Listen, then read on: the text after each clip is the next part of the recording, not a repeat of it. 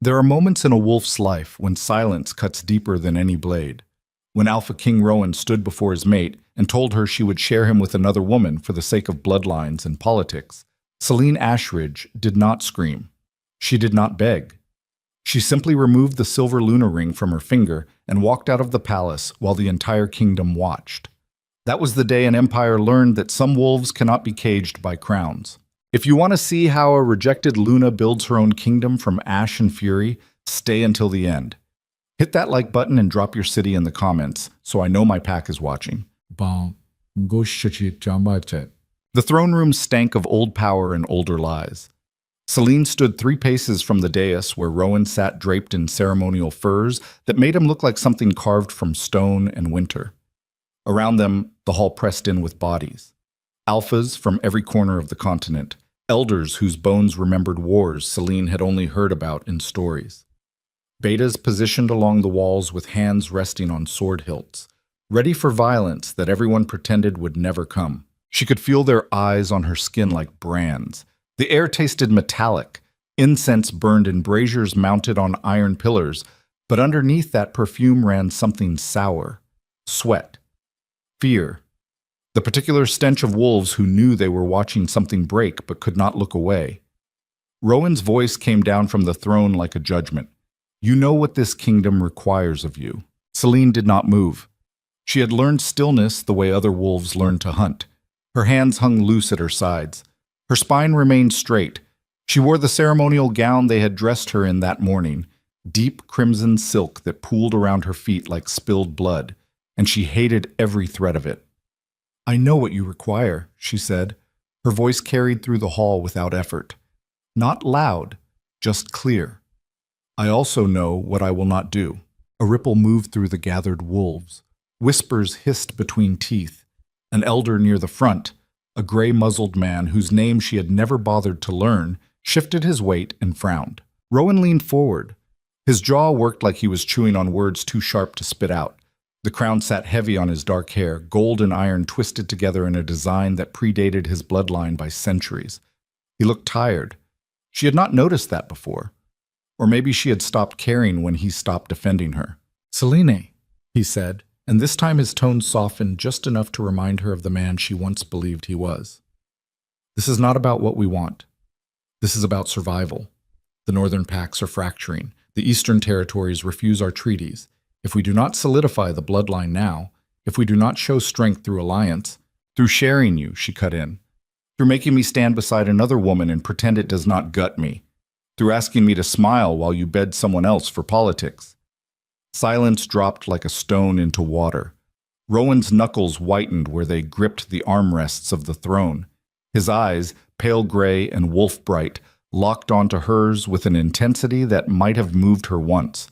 Now it only made her colder. It is temporary, he said. No. Celine took one step forward, just one. It is permanent. The moment you let them put another Luna beside me, you tell every wolf in this kingdom that I am replaceable, that loyalty can be negotiated, that love is a resource you can ration when it suits your crown. One of the alphas in the crowd, a broad-shouldered man with scars running down his neck, let out a low rumble of approval before catching himself. Another elder hissed something too quiet for Celine to hear, but the tone carried. Disapproval. Disgust. These men did not like it when a Luna spoke as if she had the right to refuse. Rowan stood. The movement sent a wave of tension through the room. Wolves straightened, hands twitched toward weapons. He descended the steps slowly, each footfall deliberate, until he stood level with her. Up close, she could see the lines carved into his face by sleepless nights, could smell the pine and iron scent of him, familiar as her own heartbeat. Once that scent had meant safety. Now it just smelled like betrayal dressed in duty. I do not want this, he said quietly. You think I want to stand here and ask you to break yourself for a crown I never even wanted? But I am king, Celine. I do not get to choose what I want. Then you are not the man I mated. His expression cracked. Just for a second. Long enough for her to see the raw hurt underneath before he buried it again behind that stone mask. If you walk away from this, he said, you walk away from everything. Your title, your place in this court, your future as Luna. Do you understand that? Celine felt something settle inside her chest, a certainty she had been circling for months without naming. It felt like relief, like the moment before a storm breaks and the air finally moves again. "I understand," she said. Then she reached up and pulled the silver ring from her finger. It was a small thing, delicate. 3 interlocking bands that represented the bond between mate, pack, and throne. She had worn it since the day Rowan claimed her in front of the old council, back when she still believed that love could survive power. The ring caught the torchlight as she turned toward the throne. Every wolf in the hall stopped breathing. Celine walked past Rowan without looking at him. She climbed the steps to the dais, her gown dragging behind her like a wound. When she reached the throne, she placed the ring on the seat with the kind of care someone might use when laying a body to rest. Then she turned to face the room. "I am done," she said. Her voice did not shake. It did not rise. It simply existed, and that was enough. No wolf spoke. No wolf moved. They all stood frozen in a moment that would be retold for generations, though none of them knew it yet. Celine walked down the steps, past Rowan, who stood with his fists clenched and his jaw locked, past the elders who watched her with expressions ranging from shock to contempt, past the alphas who had come to witness Aluna's submission and instead saw her refusal. She walked the length of that hall alone. No one stopped her. No one dared. The great doors stood open at the far end, spilling late afternoon light across the stone floor. She moved toward it like a woman walking toward her own execution, except she was not dying. She was shedding a skin that had never fit. Behind her, someone started to speak. An elder, maybe. Or one of Rowan's advisors. She did not turn to see. The light hit her face as she crossed the threshold. Cold autumn air filled her lungs. Beyond the palace walls, the capital city sprawled down the hillside in a tangle of wood and stone, smoke rising from 1,000 chimneys. She had lived here for 3 years, had walked these streets as Luna, had believed this place could be home. It never was. She kept walking. The guards at the outer gate stared as she passed, but no one raised a hand to stop her. Word had already spread. The Luna had refused the king. The Luna had walked away. By the time the sun touched the horizon, Celine Ashridge was gone. The first night, she walked until her feet bled inside her ceremonial shoes. The silk gown was useless in the wilderness. It caught on branches and soaked through with dew. She tore the hem at knee height with her bare hands and kept moving north, away from the roads, away from the territories where Rowan's name still carried weight. Her wolf howled inside her chest, confused and grieving.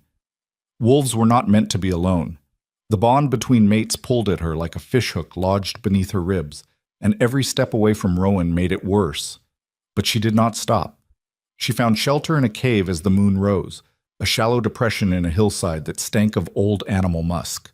She curled up on the bare stone and shook with cold and fury until exhaustion dragged her under. In her dreams, she stood in the throne room again. But this time, when she placed the ring on the seat, Rowan lunged forward and grabbed her wrist. His grip was iron. His eyes were desperate. "Do not do this," he said. And she woke up with tears on her face and the taste of ash in her mouth. By the 3rd day, other wolves started to appear. She had crossed into the disputed northern lands, the buffer zone between kingdoms where no alpha's law held absolute power. Rogues and exiles drifted through these forests like ghosts, surviving on scraps and caution. Celine was crouched by a stream, washing blood from a rabbit she had caught, when she felt them watching. She did not look up, just kept working, her hand steady even though her heart kicked against her ribs. "You are far from the palace, Luna." The voice came from the tree line. Male, rough-edged with disuse. Celine finished rinsing the rabbit and stood slowly, turning to face the speaker. He was older than her by a decade, maybe more. Lean and scarred, with eyes that had seen too much and trusted nothing. 2 other wolves flanked him, a woman with a shaved head and a younger man whose left arm ended at the elbow. "I am not Luna anymore," Celine said. The older wolf studied her for a long moment. Then he smiled, and it was a bitter thing. "Good," he said. "That title is poison anyway." His name was Kael. The woman was Imara. The young man was simply called Ash because he had been found half-burned in a raided village and could not remember his real name. They had been exiled for different reasons. Kael had challenged an alpha and lost. Imara had refused a mating bond her pack tried to force. Ash had survived something his packmates did not, and they blamed him for their deaths. "We heard what you did," Imara said that night as they sat around a small fire. "Heard you walked out in front of everyone." "Word travels fast," Celine said. Kale grunted. "It does when a Luna tells a king to go to hell." Celine poked at the fire with a stick. "I did not tell him anything. I just left." "Same thing," Ash said quietly. He was gnawing on a piece of dried meat, his teeth working at it with the patience of someone used to making meals last. To them, leaving is worse than fighting. It means you do not think they are worth the effort. Celine looked at him. Ash met her gaze without flinching. His eyes were old in a young face. "Are you planning to go back?" Kale asked. "No." "Then what are you planning?" Celine opened her mouth to answer and realized she had no idea. She had not thought past the act of leaving, had not planned for survival, for purpose, for the long stretch of years ahead without the structure she had lived inside since childhood. "I do not know," she said. Imara laughed, short and sharp. "Well, you better figure it out. Winter is coming, and these woods do not forgive wolves who hesitate." Well, they traveled together after that. Not a pack, exactly. More like debris washed up on the same shore, clinging to each other because the alternative was drowning alone. Celine learned to hunt without the advantage of a pack bond, learned to sleep light and wake fast, learned the language of wolves who had been abandoned by the world and refused to die quietly. Other exiles found them. A mother with 2 pups whose mate had cast them out for failing to bear a male heir. An elder whose pack had left him behind when age slowed his legs. A young beta who had been caught loving another male and beaten until his ribs showed through his skin. They came because they had nowhere else to go. And they stayed because Celine did not turn them away. One night, as the group huddled around a fire larger than they should have risked, Kael looked at her across the flames. "You know what you're building here," he said. Celine shook her head. "You are building something they will fear," he said. "Because you are proving that rejected wolves do not need their permission to survive." She thought about that, about the faces around the fire, about the way these broken wolves had started to move like a unit, watching each other's backs, sharing food even when there was not enough. "I am not building anything," she said. "I am just trying to keep us alive through winter." Kael smiled. "That is how all kingdoms start." The valley appeared like a gift in late autumn, nestled between 2 ridges where a river cut through stone older than memory. It was defensible, sheltered from the worst winds, rich with game and timber. And most importantly, it sat in the dead center of the disputed lands, where no alpha would think to look for a band of exiles building something permanent. Celine stood on the high ground and looked down at the water glinting in the afternoon light. "This could work," Imara said beside her. "It could get us killed," Kael countered. "If we start building here, if we claim this land, every alpha with ambition is going to take it as a challenge." "Then let them come," Celine said. Both wolves turned to stare at her. She looked at Kael. "You said I was building something. You were right. But if we are going to do this, we do it properly. No more hiding, no more apologizing for surviving. We build a place where wolves like us do not have to beg for scraps from kings who see us as disposable." Imara's expression shifted. Something fierce and hungry moved behind her eyes. "You are talking about a sanctuary," she said. "I'm talking about a kingdom," Celine said. "One that does not measure worth by bloodlines or politics. One that chooses loyalty over power." Kael was quiet for a long time. Then he nodded slowly. "Silver Hollow," he said. "What?" "The name. This place. Silver Hollow. For the Luna who walked away from silver and found something stronger." Celine looked down at the valley again, at the river that would give them water, at the trees that would give them shelter, at the stone that would give them walls. "Silver Hollow," she repeated, and the kingdom began. The first winter nearly killed them. They had shelter, barely. Rough structures built from logs and mud that leaked when it rained and let in the cold when the wind turned vicious. Food was scarce. Hunting took too much energy and returned too little meat. 2 of the pups died in their sleep, and they buried them on the ridge where the sun rose first. Celine stopped sleeping. She spent her nights walking the perimeter, making sure no predators had caught their scent, making sure the fires stayed lit, making sure the wolves who looked to her for leadership did not wake up to find her frozen in doubt. Her wolf was barely there anymore. The bond with Rowan had stretched so thin it felt like scar tissue, a numb ache that never quite faded. She could feel him sometimes, distant as a star, and she hated that she still felt anything at all. In the darkest part of winter, Kael found her sitting alone on a boulder overlooking the valley. "You're going to kill yourself," he said. "Maybe." He sat down beside her. They did not speak for a while. The night was so cold their breath hung in the air like smoke. "I have seen a lot of leaders," Kael said eventually. "Alphas who ruled through fear. Alphas who ruled through strength. Alphas who thought power meant never showing weakness. You know what they all had in common?" Celine shook her head. "They all died alone," he said, "because they forgot that a pack is not a throne. It is a bond. And bonds require something crowns do not." "What?"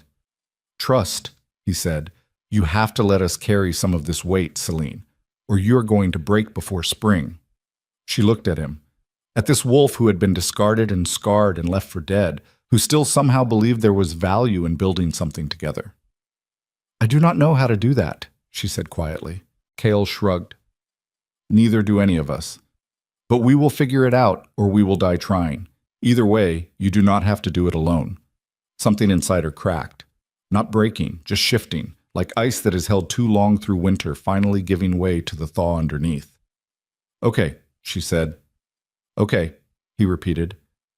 They sat there until dawn, two wolves keeping watch over a kingdom that did not exist yet, except in the stubborn refusal to disappear. Spring came late, but it came. The valley turned green, the river swelled with snowmelt, and the wolves of Silver Hollow began to build in earnest. More exiles arrived. Word had spread through the underground network of rogues and outcasts that there was a place in the north where rejected wolves could find shelter. They came in twos and threes, cautious and half-feral, expecting traps or cruelty or demands for submission. What they found instead was Celine standing at the entrance to the valley with her hands empty and her eyes steady. "No one rules here through fear," she told them. "No one is disposable. If you stay, you work. You contribute. You defend this place and the wolves in it. That is the only law." Some left immediately. They did not trust kindness. It smelled like a trap. But most stayed. They built homes. Real ones, with stone foundations and timber frames and roofs that did not collapse under heavy snow. They dug wells and planted gardens and constructed a hall at the center of the valley where everyone could gather without fear of judgment or violence. Celine did not call herself Luna. She had no title. But when disputes arose, wolves brought them to her. When decisions needed to be made, they waited for her word. Not because she demanded it, because she had earned it. And slowly, Silver Hollow stopped being a refuge for the broken. It became something stronger. 2 years after she walked out of Rowan's palace, Celine stood in the center of the great hall and looked at the faces gathered around her.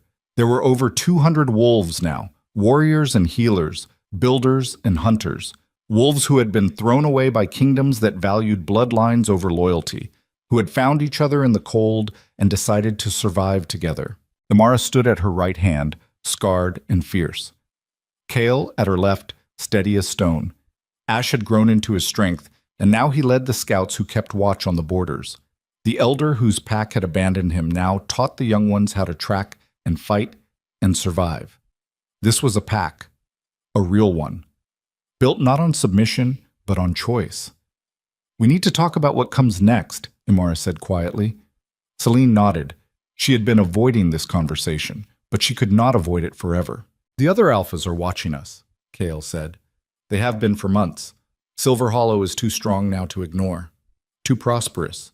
Wolves are leaving their territories to come here, and that makes us a threat." "So what do they want?" Celine asked. "War," Kael said flatly. "They want to crush us before we become unstoppable. Can we win? If we fight smart, maybe. If we fight alone, no." Celine looked around the hall, at the wolves who had trusted her with their lives, who had believed her when she said there was another way to live. "Then we do not fight alone," she said. "We find allies. We build treaties. We show them that Silver Hollow is not a threat to their kingdoms. We are an alternative. Imara frowned. You think they will accept that? No, Celine said, but I think some of their wolves will, and that is how we win. The message arrived on a cold morning in early autumn. A lone wolf approached the valley under a white flag, carrying a sealed letter marked with the royal crest of Moonfang. Rowan's crest.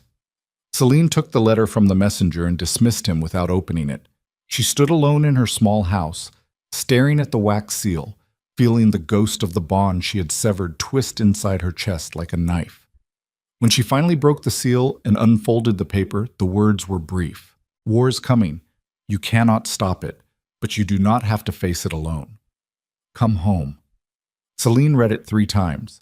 Then she walked to the fireplace and held the edge of the paper to the flames. The letter caught quickly. She watched it burn until there was nothing left but ash. Then she turned toward the door, where Kael was waiting with his arms crossed and his expression grim. They are moving, he said. I know. What do you want to do? Celine looked past him, toward the valley where her wolves were training and building and living without fear. We prepare, she said. And when they come, we show them what wolves built on loyalty can do. Kael nodded slowly. Then let us make sure they remember why they should have left us alone. And in the distance, beyond the ridges, an army began to march towards Silver Hollow, with conquest in their hearts and no idea what they were about to face. The army arrived at dawn when the mist still clung to the valley floor like a shroud. Celine stood on the ridge above Silver Hollow and watched them come. Hundreds of wolves moving in formation, their armor catching the first light. Banners snapped in the wind, each one bearing the mark of a different pack. This was not just one kingdom's assault. This was a coalition. They want to make an example of us, Kael said beside her. His voice was flat, matter of fact. He had seen this before. Then we make sure the example they set is not the one they intended, Celine replied.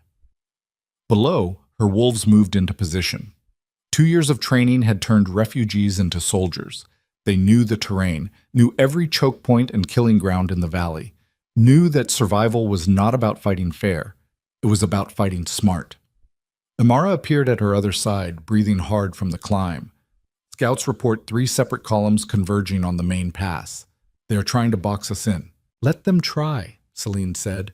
We are not going anywhere. She felt it then. That pull in her chest she had learned to ignore. The mate bond stretching thin but never quite breaking. Rowan was down there somewhere, leading this army or riding with it. She did not know which, and she told herself it did not matter. But her wolf knew it was a lie. The first horn sounded across the valley, deep and resonant, a challenge that demanded answer. Celine raised her hand. Around her, wolves lifted their own horns and blew a response that echoed off the stone ridges like thunder. Then she shifted. The transformation ripped through her fast and clean, bones realigning, muscle and fur replacing skin.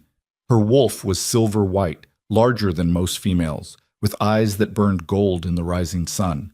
She threw back her head and howled, and every wolf in Silver Hollow answered. The sound rolled across the valley like a living thing, primal, defiant, a declaration that said we are here and we will not be moved. The army below hesitated, just for a moment, long enough for Celine to see doubt ripple through their ranks. Then they charged. The first wave hit the outer defenses like a fist against stone. Silver Hollow's warriors had spent months fortifying the valley, trenches lined with sharpened stakes, walls of earth and timber that turned the open ground into a maze, archers positioned on the high ground with enough arrows to blot out the sun. The attacking wolves poured into the kill zone and died by the dozens. Celine moved through the chaos with her pack at her back. She did not lead from safety. She led from the front, her teeth finding throats, her claws opening bellies.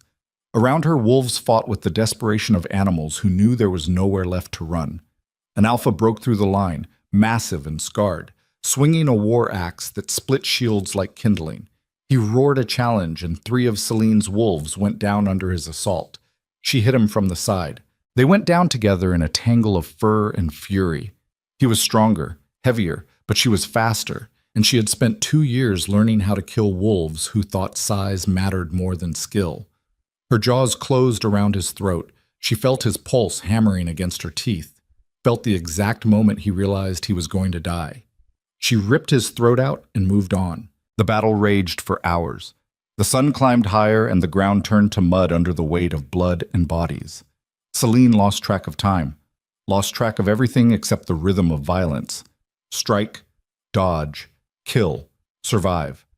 A horn sounded retreat and the attacking army pulled back, dragging their wounded with them. Celine stood in the center of the battlefield, panting, her fur matted with gore that was not all hers. Around her, Silver Hollow's wolves regrouped. They had held. Barely. But they had held. Kyle limped toward her, shifted back to human form. His left side was soaked with blood. "That was just the first wave," he said. "They were testing us." "I know. How many did we lose?" Kyle's expression went dark. 17 dead, 23 wounded badly enough they cannot fight. Celine felt each number like a blade. These were her wolves, her responsibility. She had brought them here, had promised them a place where they would be safe, and now they were dying to defend it. "Get the wounded to the healers," she said. "Reinforce the eastern wall. They will hit us there next." Kale nodded and moved off, shouting orders. Celine shifted back to human form and stood naked in the mud and blood, feeling the weight of what she had built pressing down on her shoulders. She had wanted to create a sanctuary.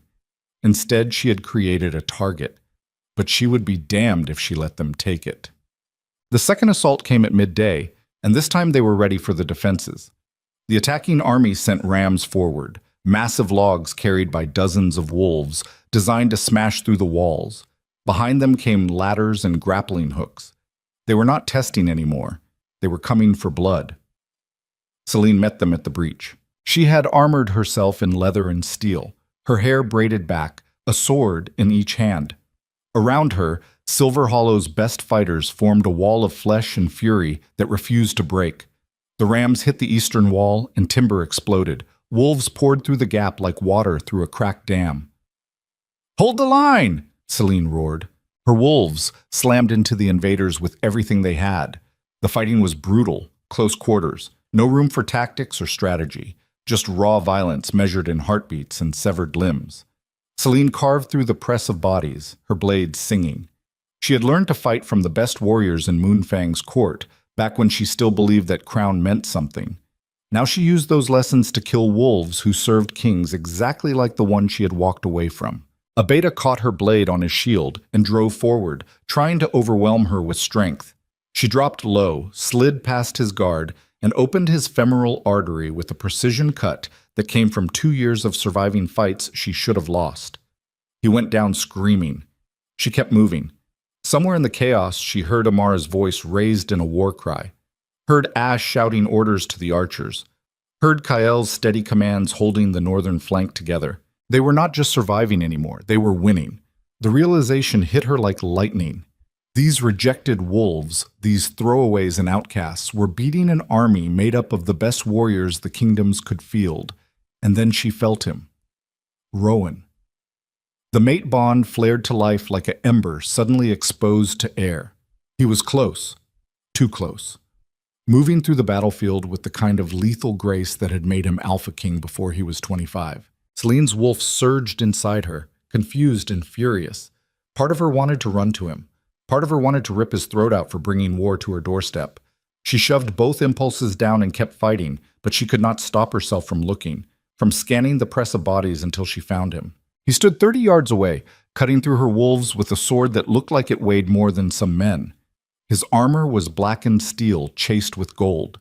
His face was a mask of controlled violence, and his eyes found hers across the carnage. Everything stopped. Not literally. The battle still raged around them. Wolves still died screaming. But in that moment, the only thing that existed was the space between them and the weight of everything unsaid. Rowan's expression cracked. Just for a second. Long enough for her to see something that might have been regret or longing or grief. Then an enemy wolf slammed into her from the side, and the moment shattered. Tuts.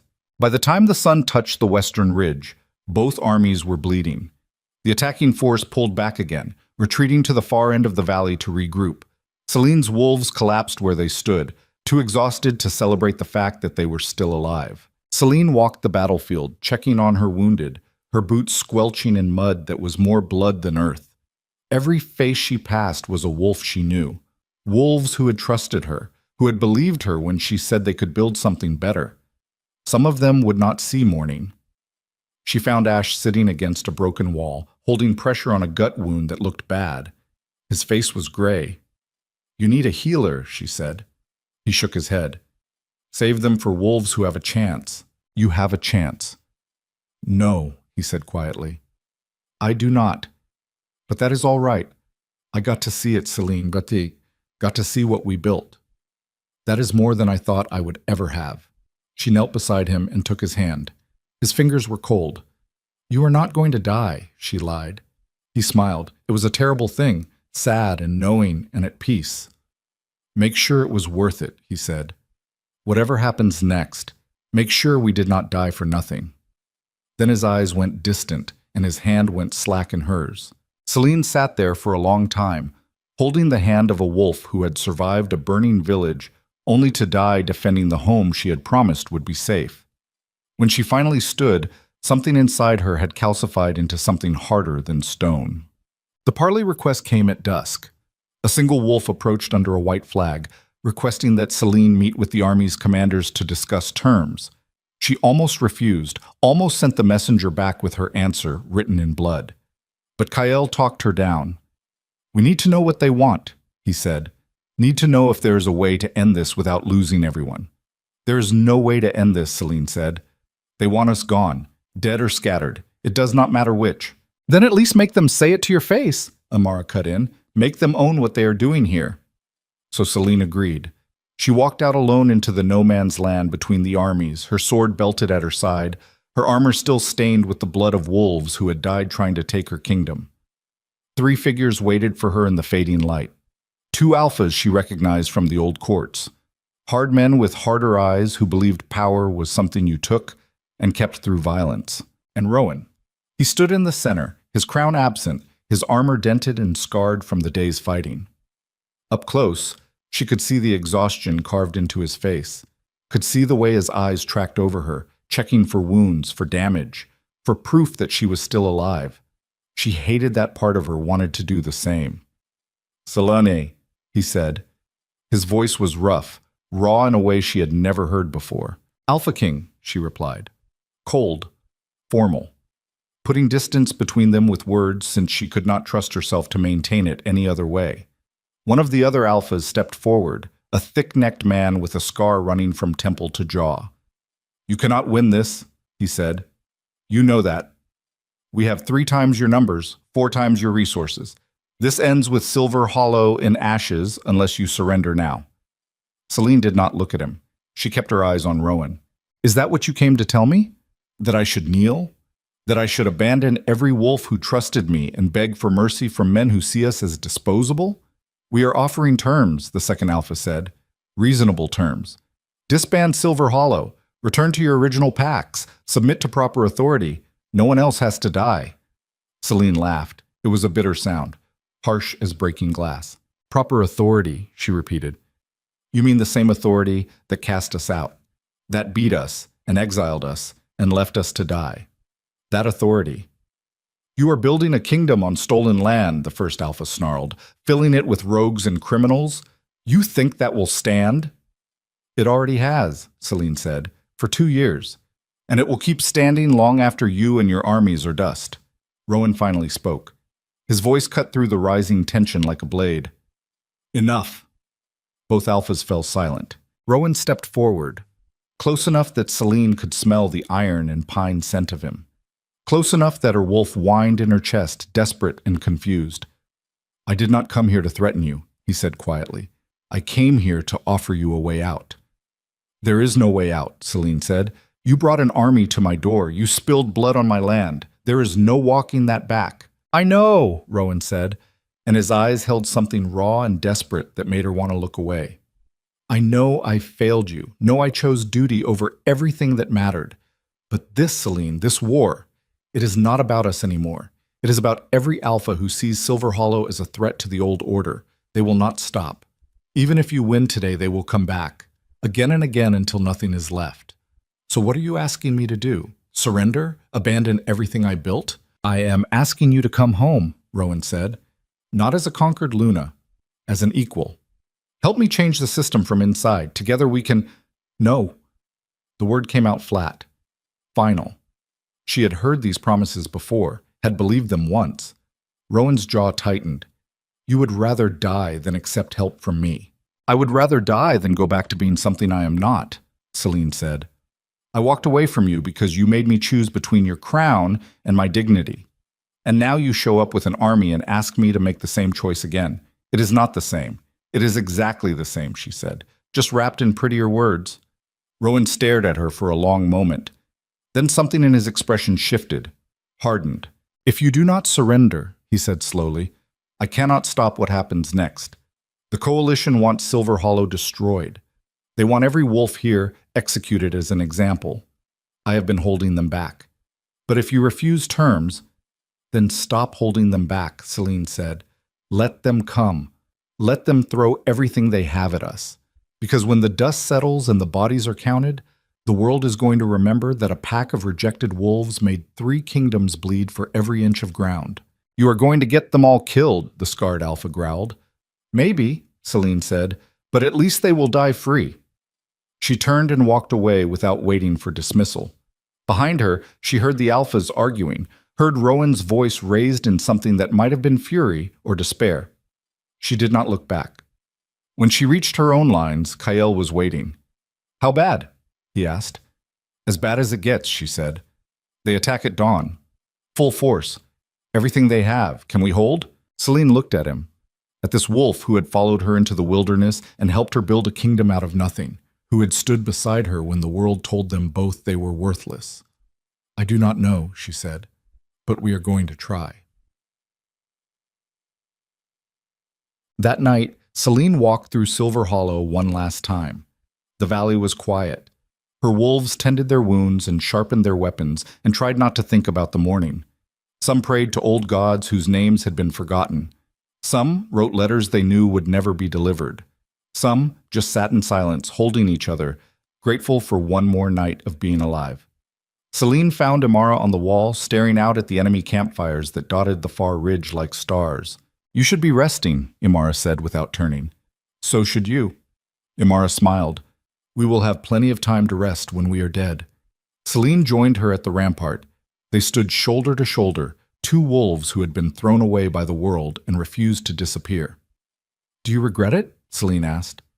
Coming here, building this, knowing how it might end. Imara was quiet for a long time. Then she shook her head. My old pack forced me to choose between my freedom and their approval, she said. I chose freedom. And for 2 years, I got to live in a place where that choice was respected, where I was not just a body to be traded or a womb to be used. I got to be a person. So no, I do not regret it. Even if tomorrow we all die, I do not regret a single day. Celine felt something twist in her chest, something that might have been pride or grief or both tangled together. Thank you, she said. For what? For following me, Celine said. For believing me when I said we could build something better. For staying even when it got hard. Imara turned to look at her. Her eyes were fierce in the moonlight. You gave us a reason to stay, she said. You gave us something worth fighting for. That is not a small thing, Celine. That is everything. Mat. Dawn came too fast. Celine stood on the wall in full armor, her sword across her back, and watched the enemy army form up in the gray pre-dawn light. They had brought everything, siege engines, war machines, thousands of wolves ready to die for the promise of glory, or land, or whatever lie their alphas had told them. Silver Hollow's defenders lined the walls and filled the trenches. 200 wolves against 3,000. Mathematically, it was suicide. But math did not account for desperation. Did not account for wolves who had already lost everything once and refused to lose again. The enemy horn sounded. Celine raised her sword and the morning sun caught the blade, sending light flashing across the valley like a signal fire. Then she roared. It was not a command, not a war cry. It was something deeper, primal. The sound of a wolf who had been pushed too far and finally pushed back. Every wolf in Silver Hollow answered. The sound rolled across the valley like an avalanche, like the voice of something that could not be killed because it had already survived the unsurvivable. And then the army charged. They hit the defenses like a tidal wave. Siege engines hurled stones that smashed through walls, ladders slammed against the ramparts. Wolves poured into the breach in numbers too vast to count. Celine met them with steel and fury. She fought like something carved from violence itself. Every lesson she had ever learned, every scar she had ever earned, every moment of pain and loss and rage channeled into precision strikes that turned enemies into corpses. Around her, Silver Hollow's wolves fought with the kind of savagery that came from knowing there was no retreat, no surrender, only victory or death. The battle became a blur of blood and screaming and the wet sound of bodies hitting stone. Celine lost track of time, lost track of everything except the weight of her sword and the faces of wolves trying to kill her. She saw Kael go down under 3 attackers and fought her way to him, her blade opening throats.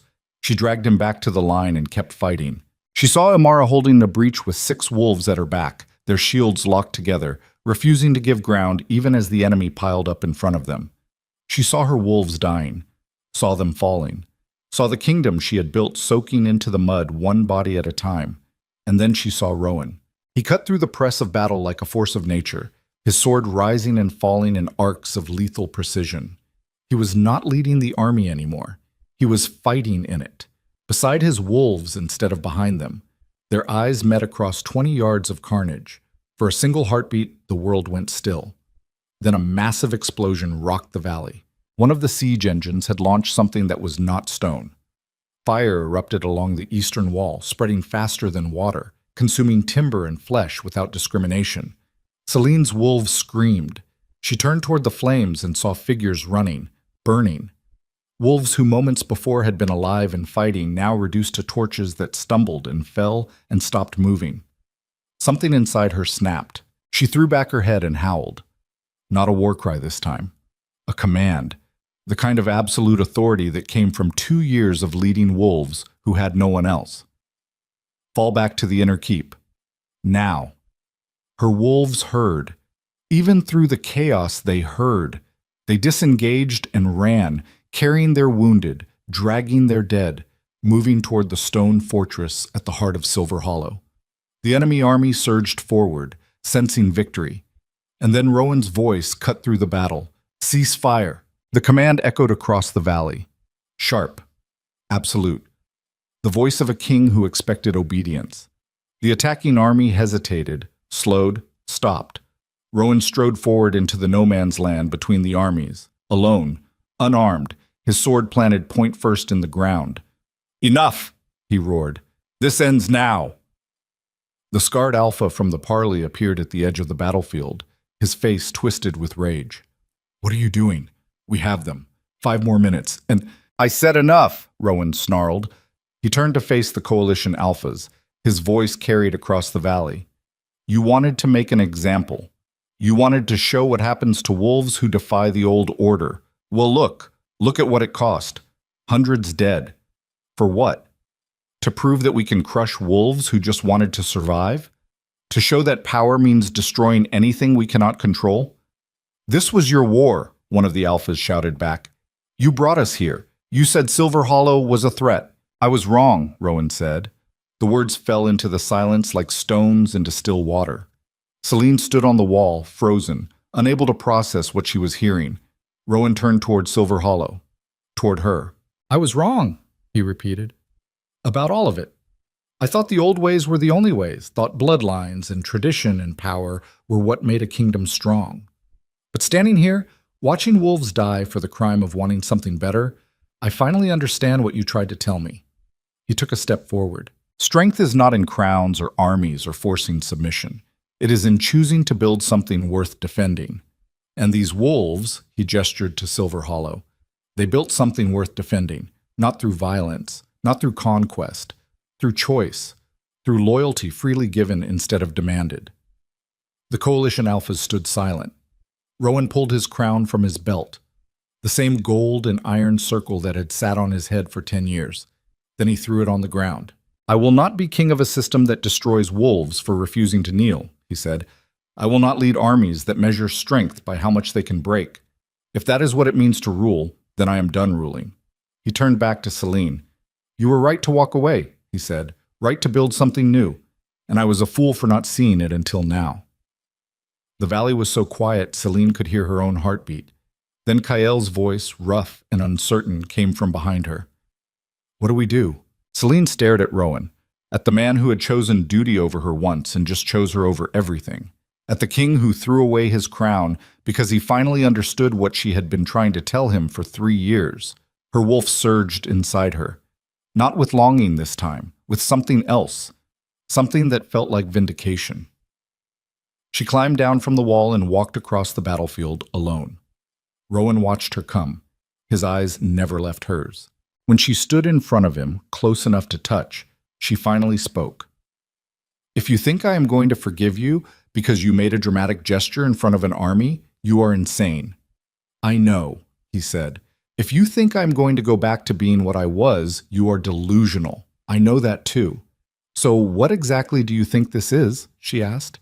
What do you think you are offering me? A chance, Rowan said. Not to go back.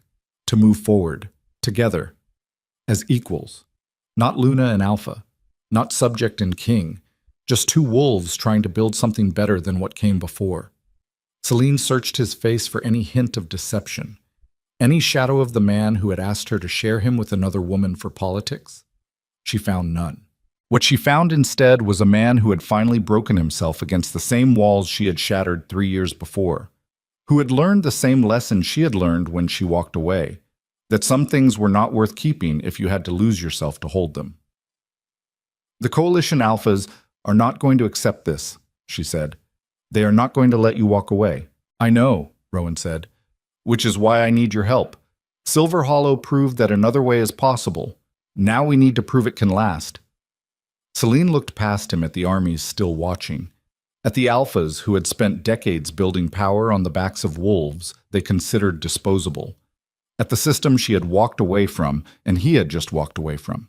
And she made a choice, not because she forgave him, not because the mate bond demanded it, but because she finally saw something in him that matched what she had become. A wolf who chose freedom over power. She held out her hand. Rowan stared at it for a long moment. Then he clasped her forearm in the traditional warrior's grip, and the valley erupted. Not with violence this time, with sound. Silver Hollow's wolves howled. Some of Rowan's soldiers joined them. The noise built and built until it shook the ground itself. But the Coalition Alphas did not howl. The scarred Alpha stepped forward, his face twisted with rage.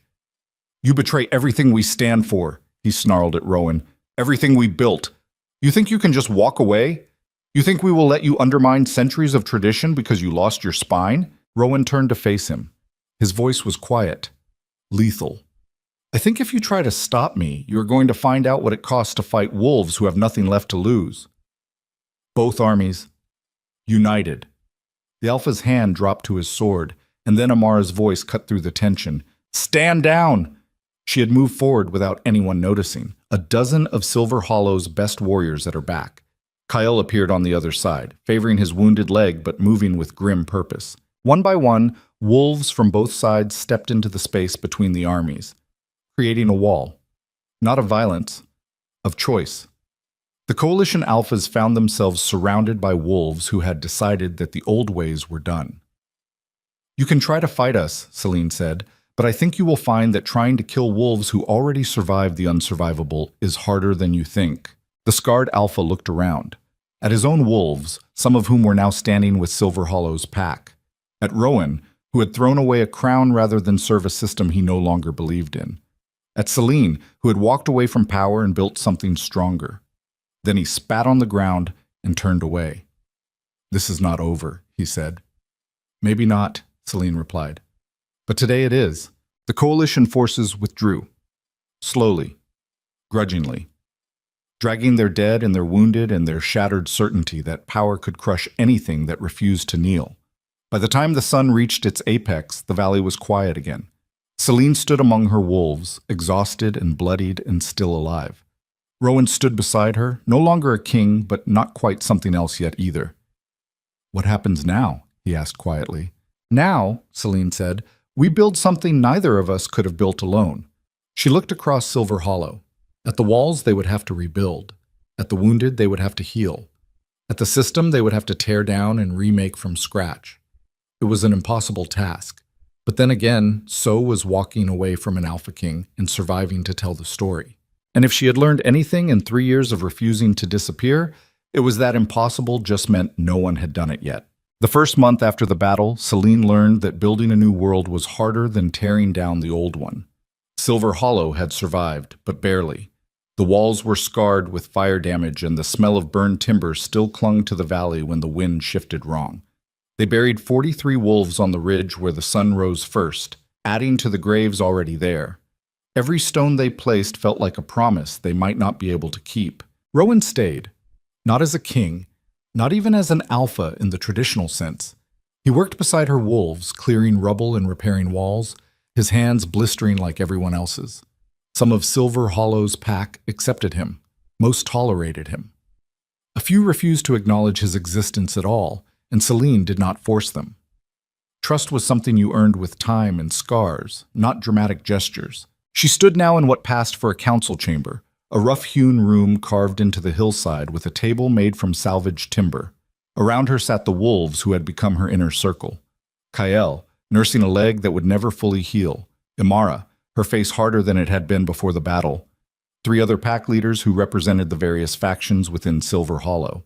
And Rowan, sitting at the far end of the table like a man who understood he was there on sufferance. "The reports are not good," Kael said. He spread a hand-drawn map across the table. "The coalition may have withdrawn, but they did not disband. They are consolidating, building alliances, and every wolf who deserted to join us makes them more determined to see Silver Hollow destroyed." "How long do we have?" Celine asked. "Months," Kael said.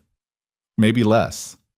"They're calling it a reckoning, saying that any alpha who allows his wolves to choose their own path is weak, that the old traditions exist for a reason. The old traditions exist to keep power in the hands of wolves who are afraid of losing it," Imara said flatly. "Agreed," Rowan said, "which is why we need to move faster than they expect." All eyes turned to him.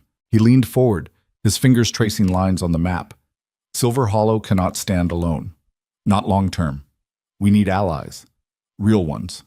Packs who are tired of the coalition's stranglehold. Territories that have been crushed under the weight of tradition and are looking for another way." "You want to build an empire?" one of the other pack leaders said. Her name was Vera, a gray-furred wolf who had been eagled for refusing to execute her own son when he challenged an elder. "We did not come here to trade one tyrant for another." "Not an empire," Rowan said. "A federation. Independent territories united by choice instead of force. Each pack keeps its autonomy, makes its own laws. But when one of us is threatened, all of us respond." The room fell silent. Celine studied Rowan across the table. He looked different without the crown. Leaner, harder, like he had shed some weight that had been crushing him for years. But she could still see the strategist in him, the man who had been raised to think 3 moves ahead. "And you think other packs will accept this?" she asked. "You think they will trust 2 wolves who already broke away from their kingdoms once?" "No," Rowan said bluntly, "but I think they will trust results. Silver Hollow survived an assault by 3 coalition armies. That proves something. Now we need to show them it was not luck." "How?" Kael asked. "By hitting them first," Rowan said. The temperature in the room dropped. Imara's hand went to the blade at her belt. "You want to start a war." "We are already in a war," Rowan said. "We just have not admitted it yet. The coalition is regrouping, building strength. Every day we wait is a day they use to prepare. So we do not wait. We strike their weakest territories, offer those wolves the same choice we offered mine. Join us or watch their alphas bleed them dry for wars they do not believe in." "You're talking about invasion," Vera said. "Conquest." "I am talking about survival," Rowan shot back. "You think the coalition is going to leave Silver Hollow alone because we asked nicely? You think they are going to respect our borders because we built nice walls? They are coming. The only question is whether we are ready when they do." Celine felt the weight of every eye in the room shift to her. This was her decision, her kingdom. These wolves had followed her into the wilderness because she promised them a place where power did not mean domination. And now Rowan was asking her to become exactly what she had walked away from. "Give us the room," she said quietly. The pack leaders exchanged glances. Then they stood and filed out, leaving Celine alone with Rowan. The silence stretched between them like a blade. "You are asking me to compromise everything I built here," Celine said finally.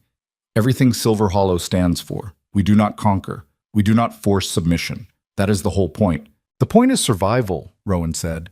"And survival sometimes means making choices that do not fit neatly into the world you want to build. I learned that the hard way." "You think I wanted to ask you to share me with another woman? You think I wanted to watch you walk away? I did it because I thought it was the only way to keep the kingdom intact. I was wrong.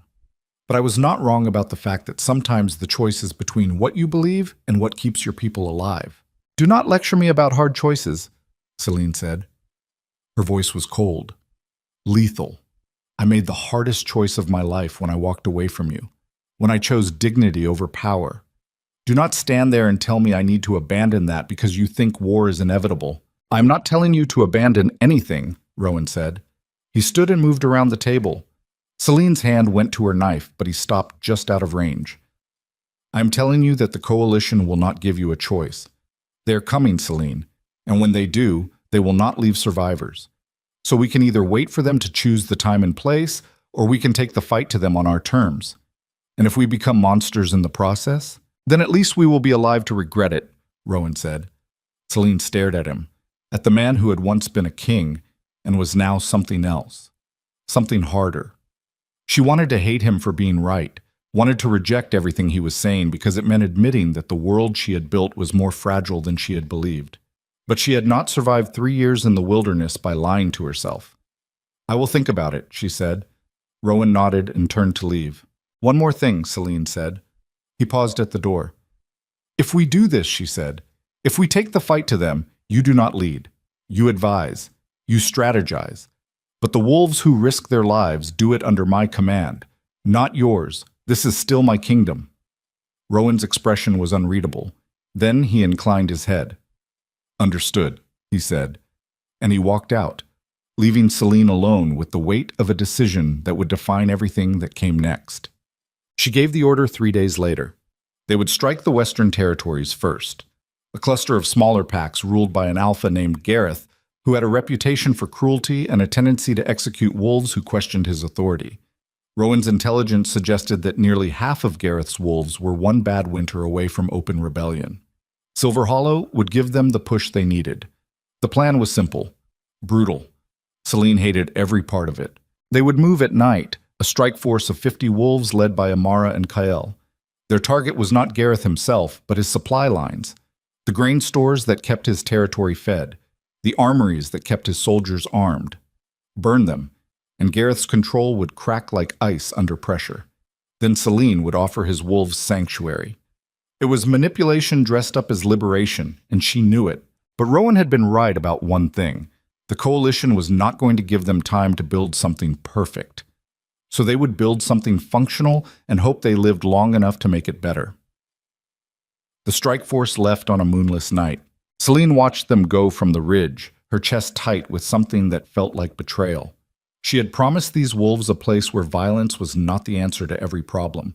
Now she was sending them to burn another pack's food and watch them starve. Kael paused before descending the ridge, his eyes meeting hers in the darkness. "We will make it quick," he said. "Minimal casualties."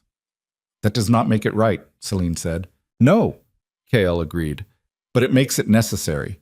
And sometimes that is all we get." Then he was gone, and Celine was left alone with the taste of ash in her mouth. The reports came back 3 days later. The strike had been successful. Gareth's grain stores were cinders. His armory was rubble.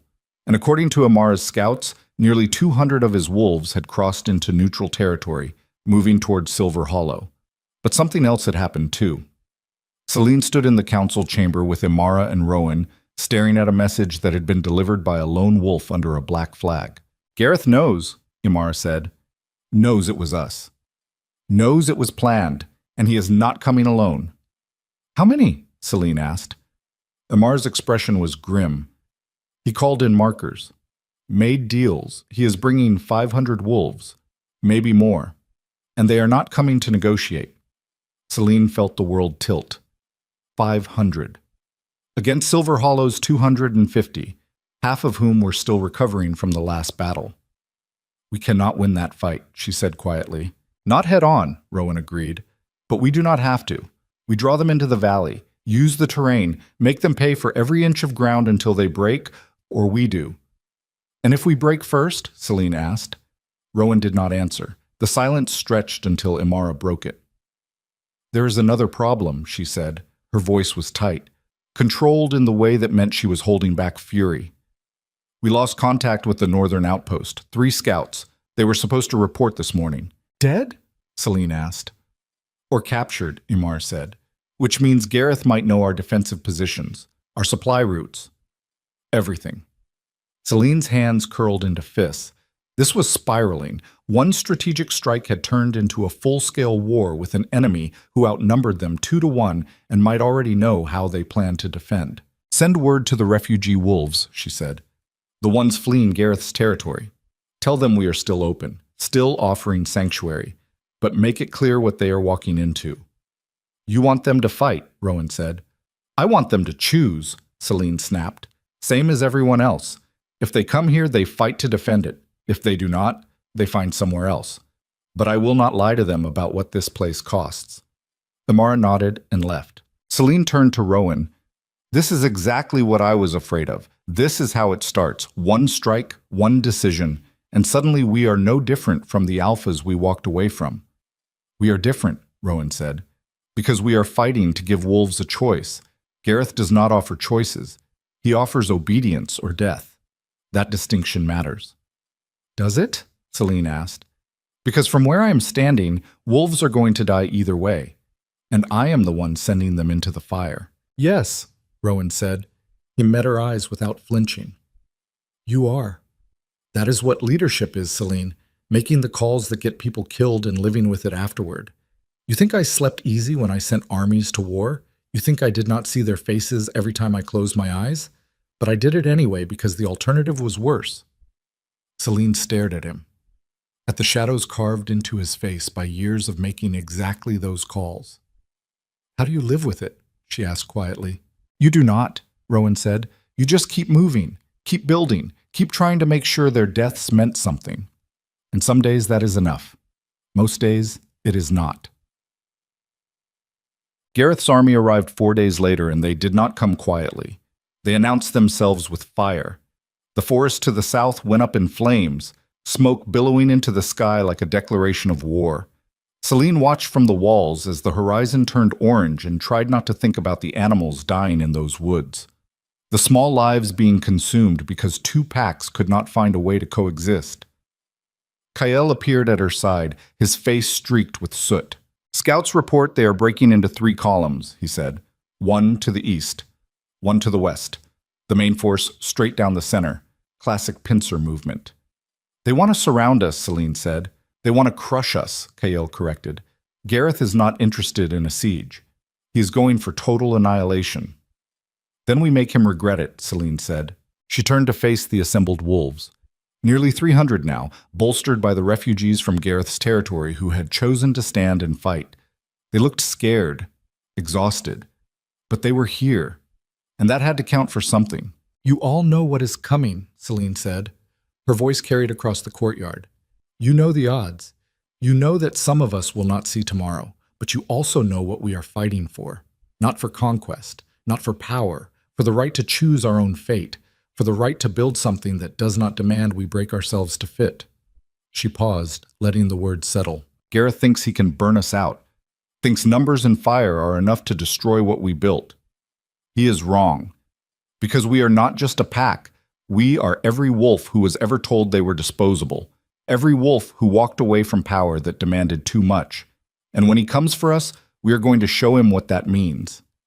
The wolves howled, not with blind confidence, with the kind of grim determination that came from knowing you were probably going to die, but refusing to make it easy. Celine descended the wall and began moving through the ranks, checking weapons, offering quiet words of encouragement. She found Imara sharpening a blade that already looked sharp enough to split hairs. You ready? Celine asked. No, Imara said without looking up, but I will be when they get here.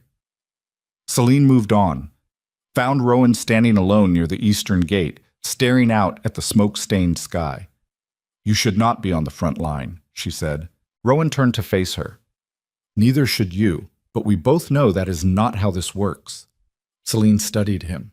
He had armored himself in battered steel that had seen too many battles. His sword was strapped across his back. He looked like what he was. A warrior who had spent his life fighting other people's wars and was finally fighting one that mattered. "If we die here," she said quietly, "I want you to know something." Rowan waited. "I still have not forgiven you," she said, "for what you asked me to do, for choosing duty over us. But I understand it now. Understand why you made the choice you did, and I am glad you are here, even if I wish the circumstances were different."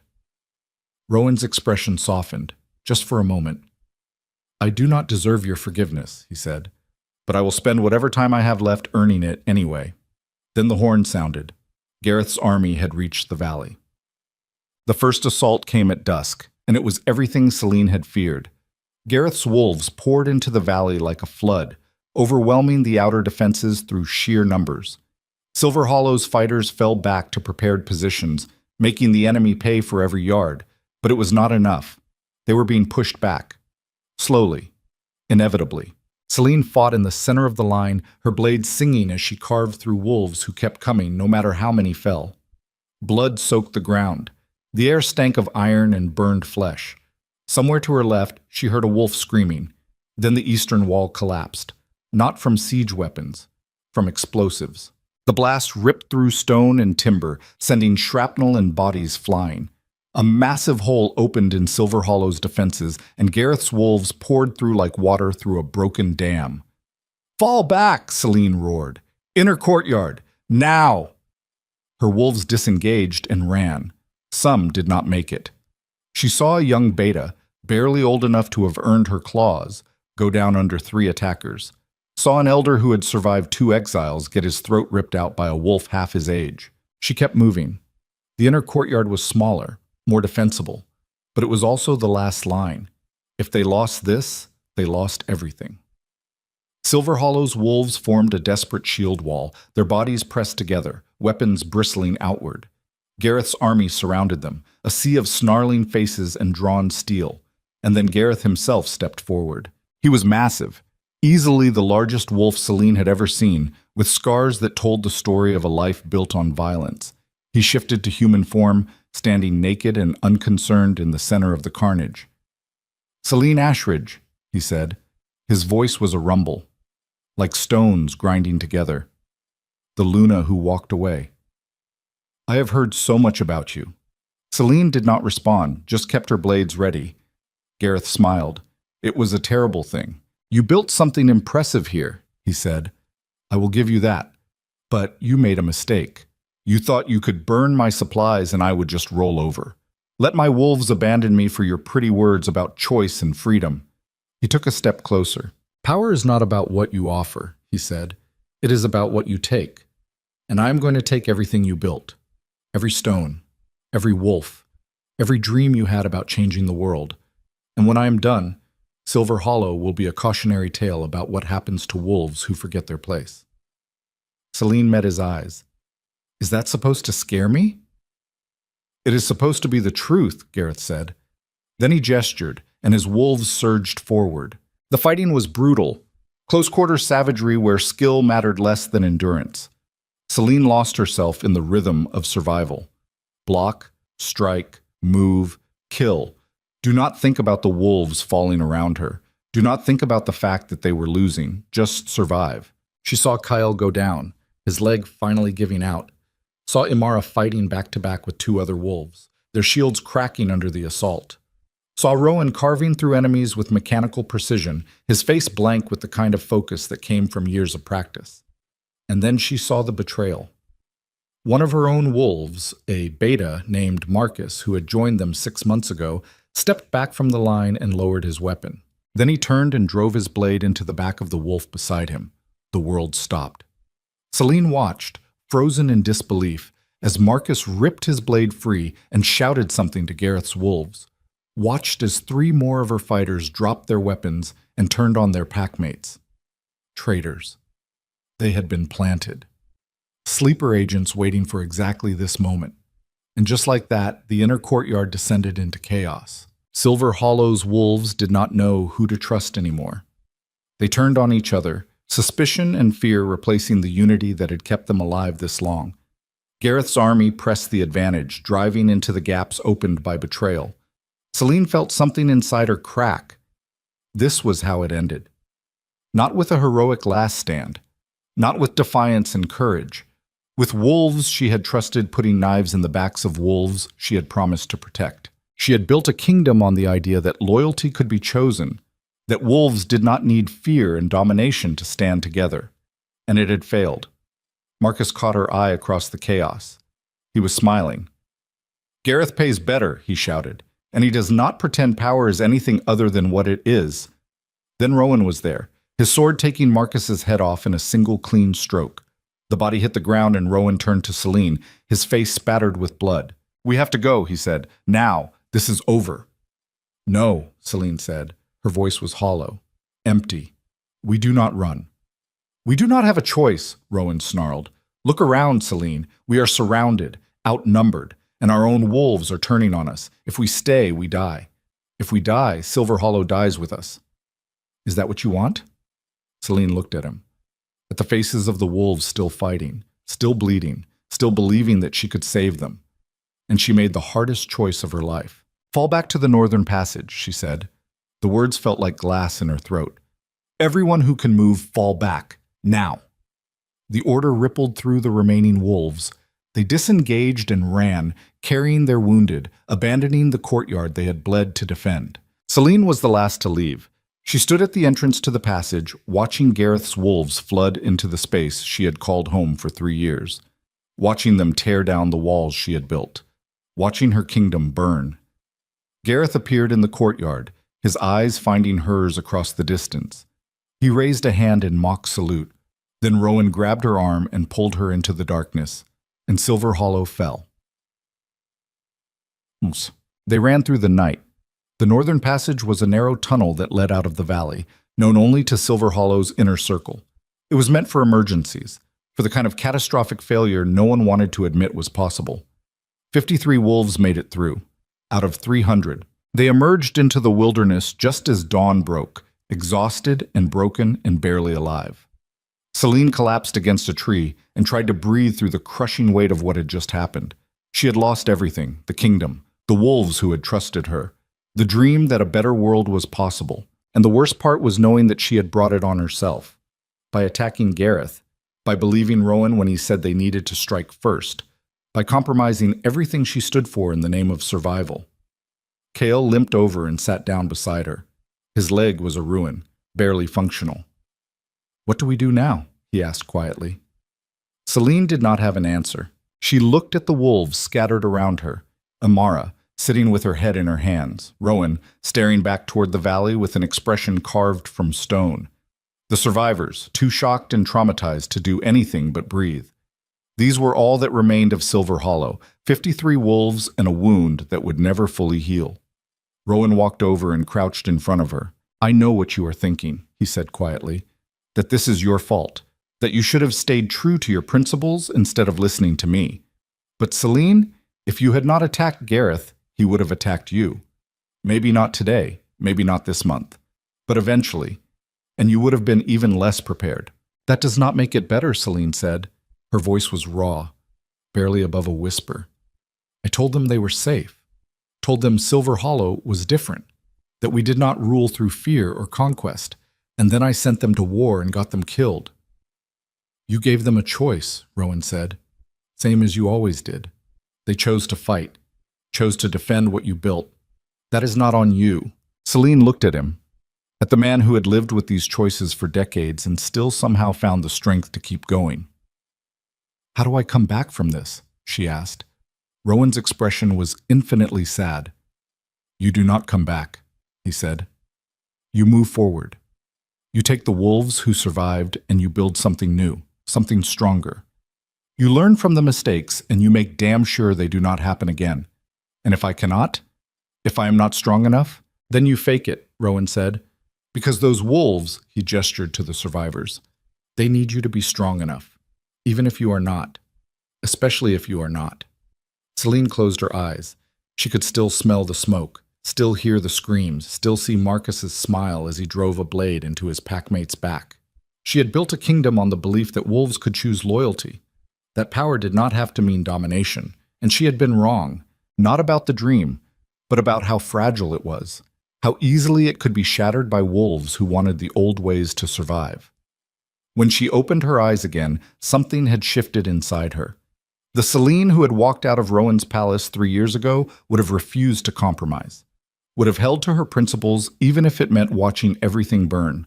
But that Celine had died in Silver Hollow's courtyard, bleeding out alongside the wolves she had failed to protect.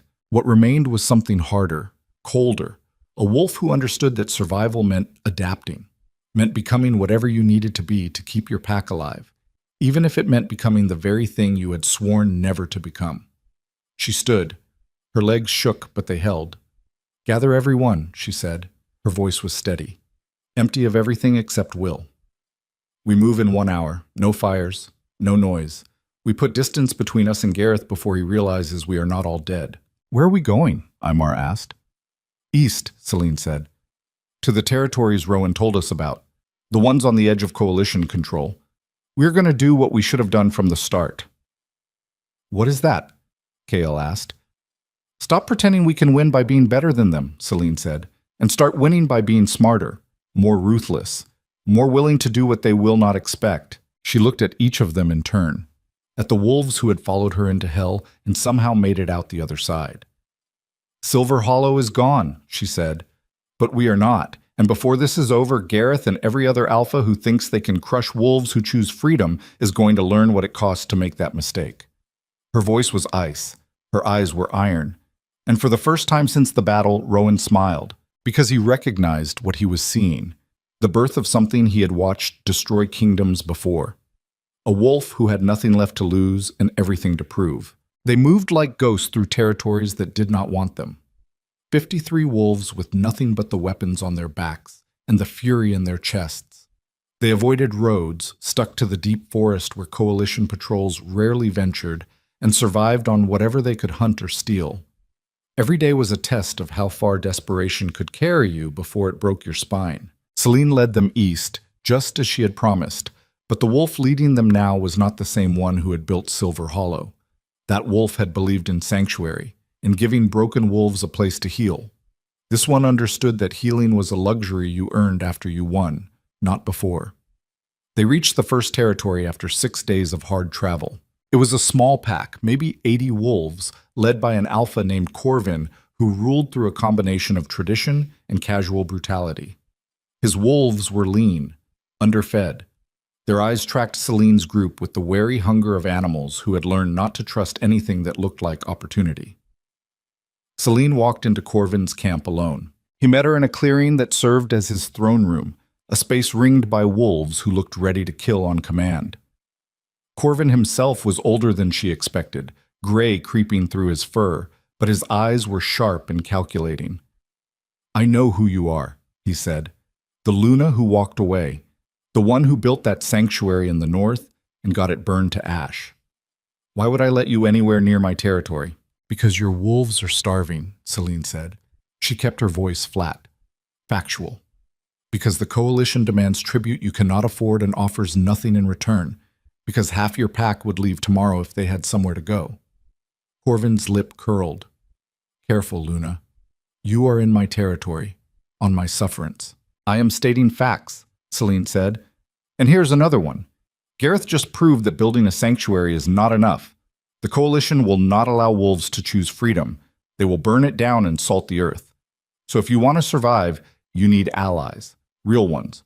Wolves who will stand with you when the coalition comes calling." "And you think that is you?" Corvin asked. "You and your 50 broken refugees?" "No," Celine said. "I think it is every wolf who is tired of bleeding for alphas who see them as disposable. Your pack, the territories to the south, the coastal packs who lose half their young to coalition wars. All of us together." Corvin studied her for a long moment. Then he laughed. It was a harsh sound, bitter. "You want to build an army," he said. "Another pretty alliance that will fall apart the moment things get hard." "I want to build a weapon," Celine corrected, one pointed directly at the coalition's throat. "And I want your wolves to help me sharpen it. The clearing went silent. Corvin leaned forward. "And what do I get in return for gambling my pack on your revenge?" "Survival," Celine said. "When the coalition comes for you, and they will, you will have backup. Real backup. Not promises, not treaties. Just wolves who understand that we either stand together or we die alone." Corvin was quiet for a long time. His wolves watched, waiting for his judgment. Then he nodded slowly. "1 month," he said. "You have 1 month to prove you can deliver what you are selling. If you cannot, you leave my territory and you do not come back." "Deal," Celine said. She turned and walked out of the clearing, feeling Corvin's eyes on her back the entire way. When she reached the tree line where her wolves waited, Kael was there with his arms crossed. "He agreed?" he asked. "For now," Celine said. "Now we have to make sure we do not waste it." Mom. The next 3 weeks were a blur of movement and manipulation. Celine sent scouts to every struggling pack within 100 miles, offered the same deal she had given Corvin. "Join us or watch the coalition bleed you dry." Some refused, some attacked the scouts on sight, but some listened. A pack to the south led by a female alpha who had lost 2 sons to coalition wars. A coastal territory whose fishing grounds had been seized by a neighboring kingdom. A group of exiles who had been surviving in the Badlands for years, waiting for someone to give them a reason to fight. One by one, they came. Not because they trusted Celine, because they had nowhere else to turn. Rowan worked beside her, using his knowledge of coalition politics to identify weak points. Territories where resentment ran deep. Alphas who had barely survived the last purge and knew another was coming. He moved through the shadows of the eastern territories like a man who had spent his life learning how power really worked, and Celine hated how much she relied on that knowledge. But she needed every advantage she could get. By the end of the 3rd week, they had assembled something that almost looked like an army.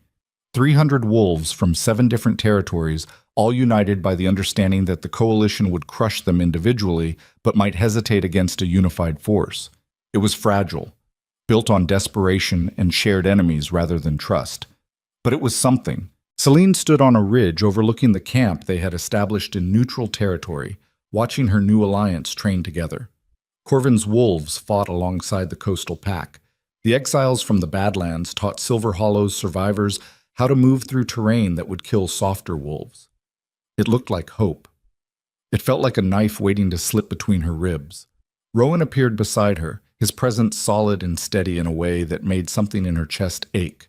"You are building something dangerous," he said quietly. "I know. The coalition is going to see this as a declaration of war." "Good," Celine said. "Let them see it coming. Let them know that every wolf they pushed aside is coming back with teeth." Rowan turned to look at her. His expression was complicated, proud and worried, and something else she could not name. "You have changed," he said. "I had to," Celine replied. "The wolf who built Silver Hollow believed the world would let her create something better if she just tried hard enough. She was wrong. So now I am the wolf who understands that change does not come from asking nicely.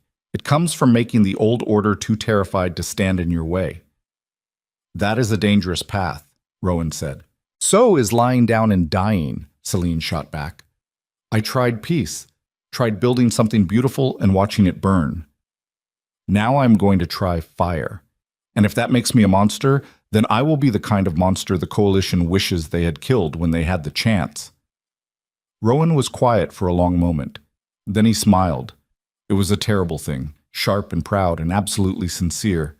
"Then let me help you burn it all down," he said. Botch. The coalition's response came faster than Celine expected. A messenger arrived under a white flag, carrying a sealed letter from the Council of Alphas. The same council that had demanded Celine share Rowan. The same council that had backed Gareth's assault on Silver Hollow. Celine broke the seal and read the message aloud to her assembled commanders. To the wolf called Celine Ashridge. "You have been declared an enemy of the established order. Your alliance of rogue territories is an act of sedition against lawful authority. Disband immediately and submit to judgment, or face annihilation. You have 3 days." She finished reading and looked up. Every face in the tent was watching her. 3 days, Kael said. "That is not enough time to fortify. Not enough time to prepare." "They do not want us to prepare," Rowan said. "They want us panicking, making mistakes." "Then we do not panic," Celine said. She folded the letter and dropped it on the table. We do exactly what they do not expect. Which is? Corvin asked. We attack first, Celine said. The tent erupted in argument, wolves shouting over each other, some demanding they flee, others insisting they dig in and defend. Celine let them argue for exactly 10 seconds before slamming her fist on the table hard enough to crack wood. The room went silent. Listen to me, she said. Her voice was cold. Absolute. The coalition expects us to scatter or turtle up. They expect fear. So we give them the opposite. We hit their supply lines, burn their forward camps, make them bleed before they even reach our position. And when they do come, they come tired and angry and off balance. That is suicide, one of the coastal alphas said. So is waiting for them to choose the battlefield, Celine shot back. At least this way we control the opening moves. She looked around this table, at wolves who had gambled everything on the belief that she knew what she was doing. I am not going to lie to you, she said. Some of us are going to die, maybe all of us. But if we are going down, we are taking as many of them with us as we can. And we are making damn sure every wolf in the coalition wakes up tomorrow knowing that pushing us was the worst mistake they ever made. The silence stretched. Then Amara stood. I am in. Kael nodded. So am I. One by one, the other commanders agreed. Not because they believed they would win, because they understood that running was just another way of dying, and at least this way they got to choose how. Celine allowed herself one moment of relief. Then she buried it under the weight of what came next. We move at nightfall, she said. 3 strike teams. Rowan, you take the western approach. Burn their supply depot. Imara, you hit the eastern camp. Kill anyone who tries to flee. Kael, you are with me. We are going straight for their command structure. Understood, they said in unison. The meeting broke. Wolves filed out to prepare for what might be their last night alive. Rowan lingered. When the tent was empty, he moved to stand in front of Celine, close enough that she could feel the heat radiating off him, could smell the familiar scent that still made her wolf whine with confused longing. If this goes badly, he said quietly, I want you to know something. Celine waited. I have made a lot of mistakes in my life, he said, but walking away from you when you needed me to stand beside you was the worst. And everything I have done since, every choice I have made has been about trying to earn back what I threw away. Not your forgiveness, just the right to stand beside you again. Celine stared at him. At the man who had been a king and gave it up because he finally understood what mattered. You already stand beside me, she said quietly. Have been for weeks. That is not the problem. Then what is? Rowan asked. I am terrified, Celine said. The admission came out raw. Honest in a way she had not allowed herself to be since Silver Hollow fell. I am terrified that I'm leading these wolves to their deaths, that I have become exactly the kind of alpha I swore I would never be, that the only difference between me and the coalition is which direction the knife points. You are not them, Rowan said. He reached out slowly, giving her time to pull away, and when she did not, he cupped her face in his hands. You are fighting to give wolves a choice. They fight to take that choice away. That distinction is everything. Is it? Celine asked. Because I am still sending wolves to kill and die for my vision of how the world should be. Yes, Rowan said. But your vision gives them agency, gives them the chance to build something better if they survive. That is not tyranny, Celine. That is leadership. And it is terrifying and brutal and unfair, but it is also necessary. Celine closed her eyes, felt the weight of his hands on her face, felt the mate bond that had never quite broken pulse with something that might have been hope or might have been grief. If we survive this, she said, if we actually pull this off, we are going to have a very long conversation about what comes next. I look forward to it, Rowan said. Then he leaned in and kissed her. It was not gentle, not soft or tentative. It was the kiss of 2 wolves who had survived hell and found each other on the other side, desperate and fierce, and absolutely certain that this might be their last chance. When they finally broke apart, both of them were breathing hard. Do not die, Celine said. Same to you, Rowan replied. Then he turned and walked out of the tent, leaving Celine alone with the taste of him on her lips, and the knowledge that in a few hours she would either change the world or die trying. The strike teams moved out at midnight, Celine led her group of 20 wolves through terrain that would have killed anyone who did not know the land. They moved fast and silent, years of survival training making them invisible even under a moon bright enough to read by. The coalition's command camp was fortified but not impregnable. They had numbers and confidence. What they did not have was the expectation that anyone would be stupid enough to attack them directly. Celine proved them wrong. Her team hit the camp from 3 sides simultaneously, fire and steel turning the night into chaos. Tents went up in flames. Wolves died screaming. The carefully ordered military structure dissolved into panic as warriors scrambled to understand what was happening. Celine carved through the confusion like a blade through flesh. She had one target, the Alpha, commanding this force. A wolf named Thane, who had personally ordered the destruction of 2 territories that refused coalition rule. She found him trying to rally his guards near the command tent. Their eyes met across the firelight. Thane shifted immediately, his wolf form massive and scarred. He lunged without warning, claws extended, jaws wide enough to take her head off. Celine went low, rolled under his strike, and came up with her blade opening his belly. He howled and spun, faster than something that large should move. His claws caught her across the ribs, tearing through leather and skin. Pain exploded through her side, but she used the momentum to drive her second blade into his throat. Thane's eyes went wide, shocked, like he could not believe a wolf he had dismissed as a rogue had just killed him. Then he collapsed, and Celine was already moving. The camp was chaos. Her wolves fought with the desperation of animals who knew retreat meant death.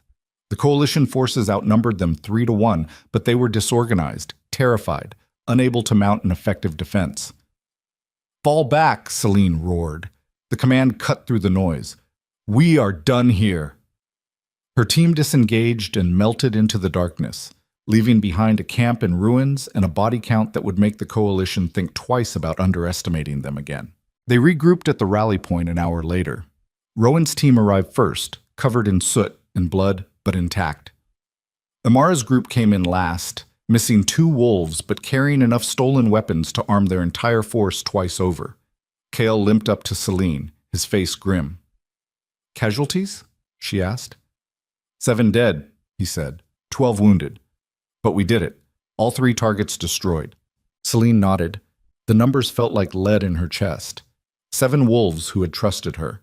7 families that would never be whole again. But the alternative had been worse. She looked at her assembled force, at wolves who had just proven they could fight coalition regulars and win. "You did well," she said. "All of you. Tonight we showed the coalition that we are not prey. We are not rogues begging for scraps. We are wolves who will burn their world down before we let them cage us again." The wolves howled. Not with triumph, with the kind of grim satisfaction that came from surviving something that should have killed you. Rowan moved to stand beside her as the celebration died down. "They will come for us now," he said quietly. "Everything they have. No more warnings, no more chances to surrender." "I know," Celine said. "Are we ready?" "No," she said honestly, "but we are going to fight anyway." The coalition army arrived 2 days later, and it was everything the scouts had warned about and worse. 1,500 wolves, professional soldiers backed by siege weapons and war machines, 3 separate Alpha commanders leading contingents from their respective territories. This was not a raid or a skirmish. This was an extermination force. Celine stood on the ridge above her camp and watched them come, her 300 wolves against 1,500. The math was brutal, but math had never been the point. She had chosen this ground carefully.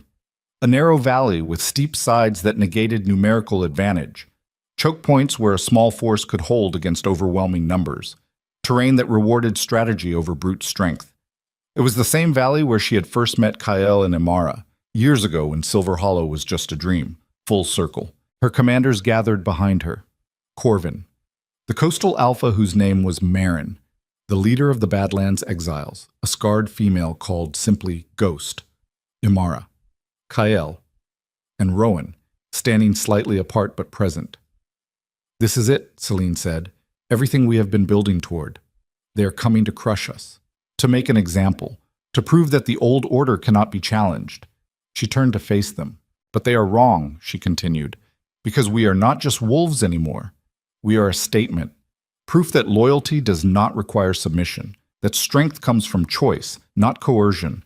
And when this is over, when the dust settles and the bodies are counted, every wolf in the coalition territories is going to know our names. What if we lose? Ghost asked. Her voice was flat. Practical. Then we lose having proven that we were willing to die for something that mattered, Celine said. And that will inspire more wolves than 100 safe compromises ever could. The commanders nodded, understanding that this was bigger than survival now. This was about legacy. Positions, Celine said, and may whatever gods still listen have mercy on us all. They dispersed to their units. Rowan stayed. He looked at her with an expression she could not quite read. Pride and sorrow and love all tangled together. I wish we had more time, he said.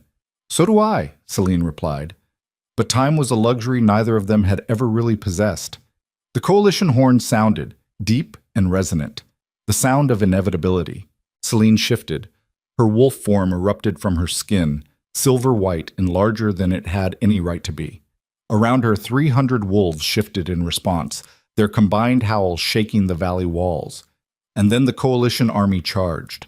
They poured into the valley like a flood, armor glinting in the afternoon sun, weapons raised, voices raised in war cries that spoke of absolute confidence. Celine waited until they reached the first kill zone. Then she gave the signal. Hidden archers rose from concealed positions and loosed a storm of arrows into the packed ranks. Wolves screamed and fell. The charge faltered. Rock slides triggered by concealed ropes came crashing down from both sides of the valley, crushing dozens and blocking retreat. And then Celine's wolves hit them from the flanks. The battle was immediate brutality. No room for tactics or grand strategy, just wolves tearing into each other with everything they had, fighting for inches of blood-soaked ground. Celine fought in the center of the storm, her claws and teeth finding flesh, her body moving on pure instinct honed by years of survival. She killed an alpha twice her size by ripping his throat out while he was focused on another target, killed a beta by breaking his spine with her jaws. Killed and killed and killed until the world was nothing but blood and screaming and the wet sound of bodies hitting stone. Somewhere in the chaos, she saw Rowan fighting like something carved from violence itself. Saw Imara holding a choke point with 10 wolves against 50. Saw Kael, his ruined leg finally giving out, still fighting from the ground with a savagery that came from refusing to die quietly. The coalition kept coming. For every wolf they killed, 2 more appeared. The numerical advantage was too much, too overwhelming. Celine's force was being pushed back, slowly, inevitably. This was how it ended. Not with a miracle. Not with a dramatic reversal.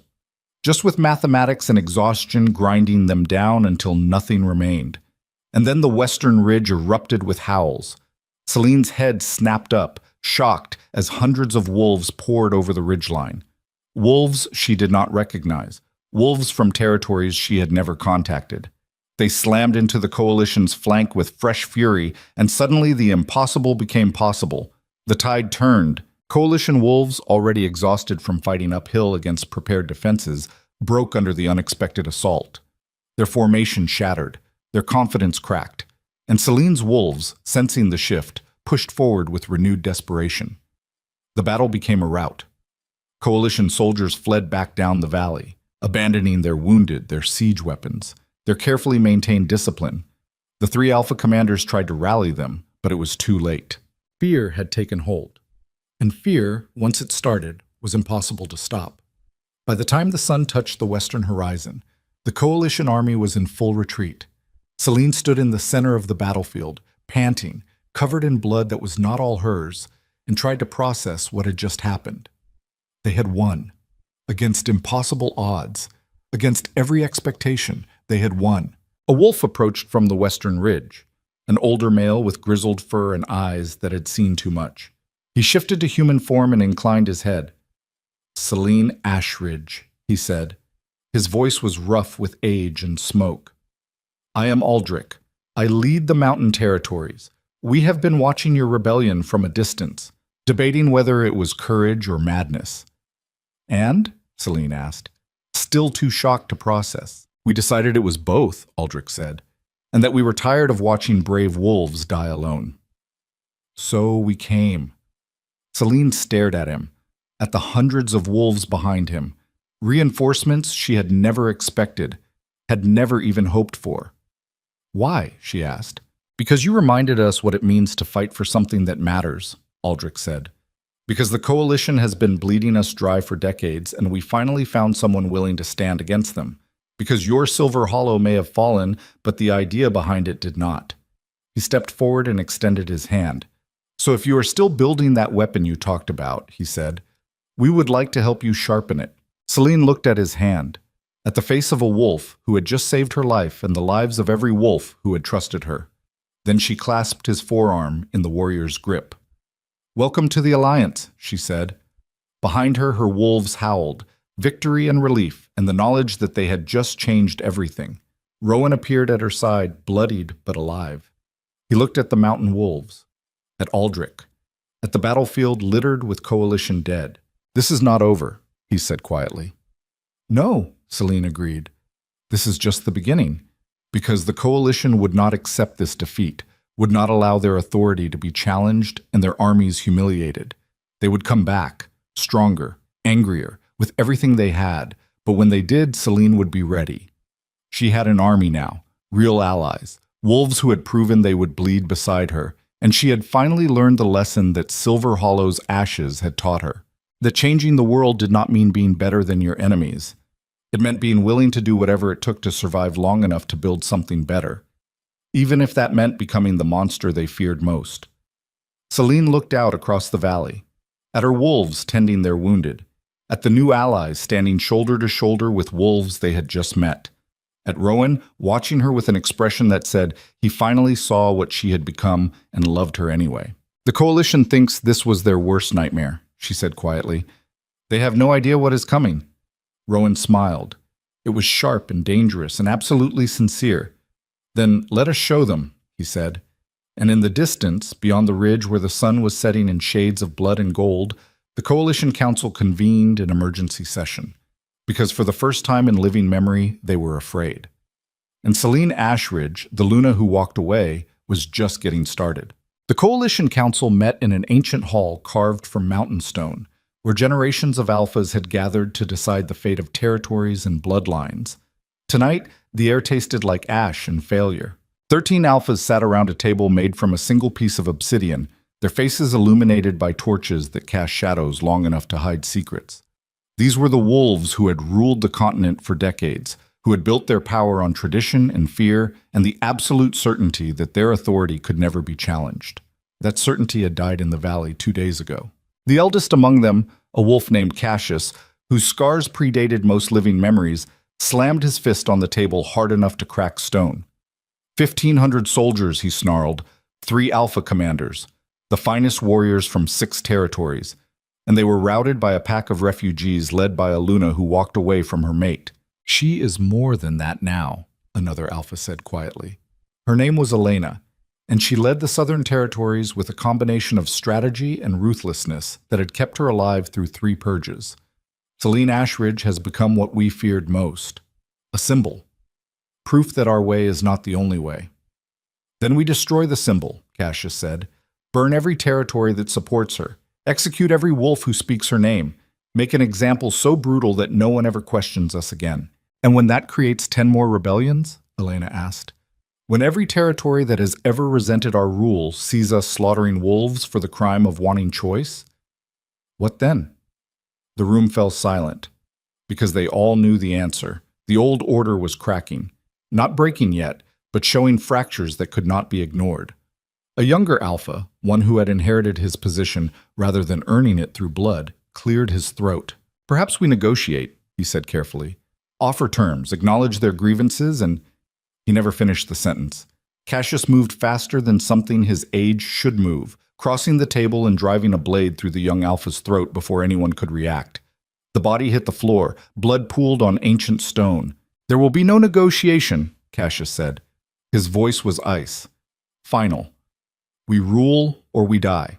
Those are the only options the world has ever offered, and anyone who thinks otherwise is a fool." He looked around the table, daring anyone to challenge him. No one did. But Elena's eyes held something that might have been calculation or might have been the first seed of doubt taking root where absolute certainty used to live. Because she understood what Cassius refused to see, that the world was changing, that wolves like Celine Ashridge were not aberrations to be crushed, but harbingers of something inevitable. And the harder the coalition tried to hold on to the old ways, the more they guaranteed their own destruction.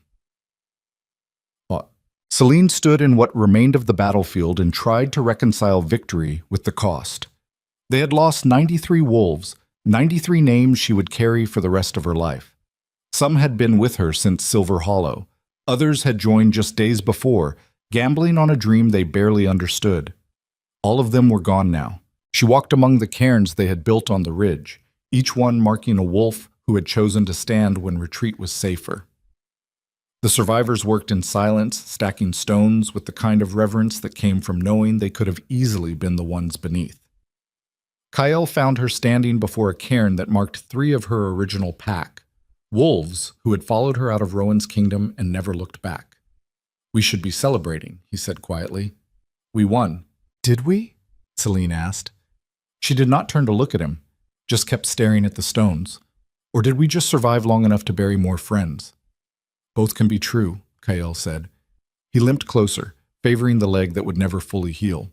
"You gave these wolves something worth dying for. That is not nothing.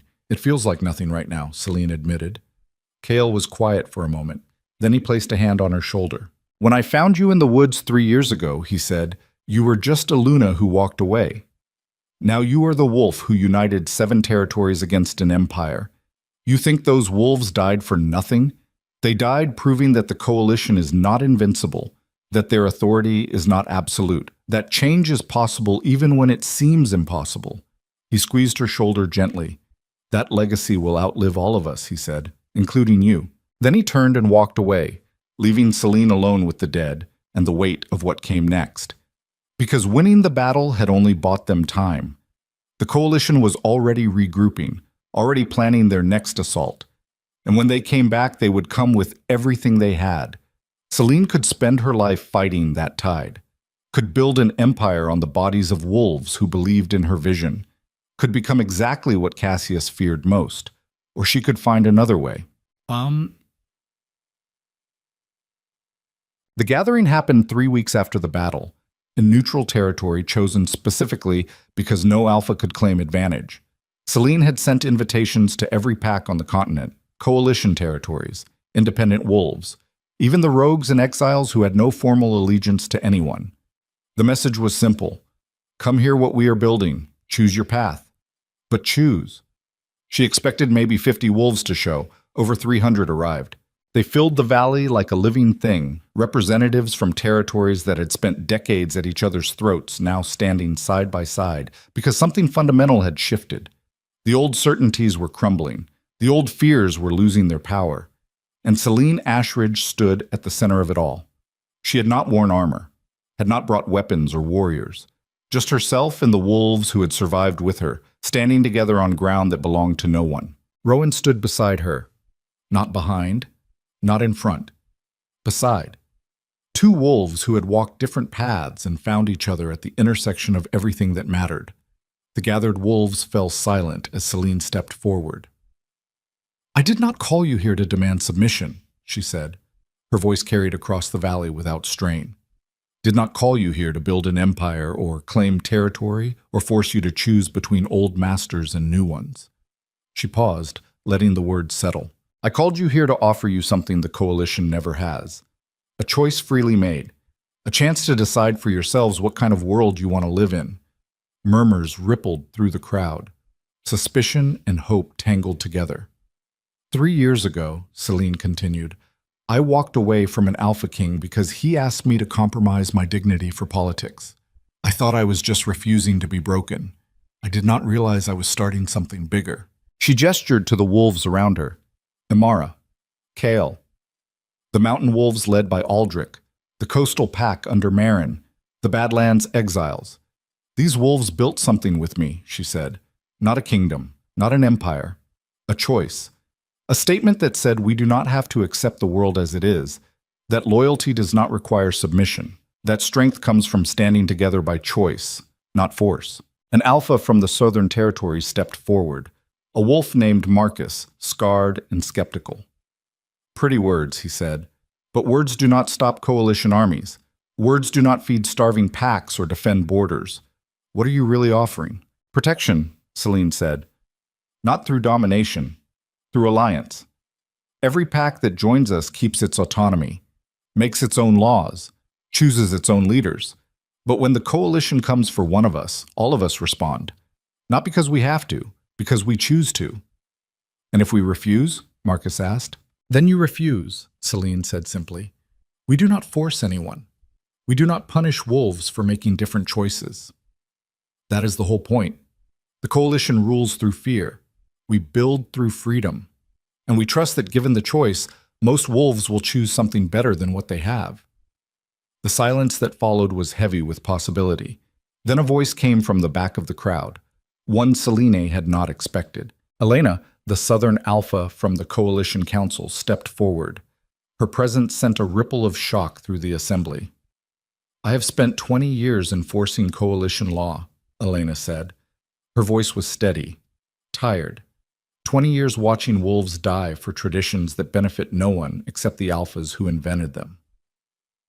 "I came here today to see if you were a threat or a prophet." She looked at Celine with eyes that had seen too much and carried too much weight. "I still do not know which you are," Elena said, "but I know the old ways are dying, and I would rather help build something new than spend my last years defending something rotten." She inclined her head. A gesture of respect, not submission. "The Southern Territories stand with you," she said. The valley erupted. Wolves howled. Not with the savage triumph of conquest, but with the stunned relief of animals who had been given permission to hope. One by one, other representatives stepped forward. Some from coalition territories, some from independent packs, some from wolves who had been exiled so long they had forgotten what belonging felt like. Not all of them joined. Some walked away, unwilling to gamble on a dream that might collapse. Celine did not stop them, because this only worked if it was chosen freely. By the time the sun touched the horizon, 42 territories had pledged to the alliance. 42 packs representing thousands of wolves, all united by the radical idea that they deserved agency over their own lives. It was not enough to topple the coalition, but it was enough to change everything. Cassius received word of the gathering the next day, and the rage that followed nearly destroyed the council chamber. He executed 3 messengers before the others stopped bringing him reports he did not want to hear.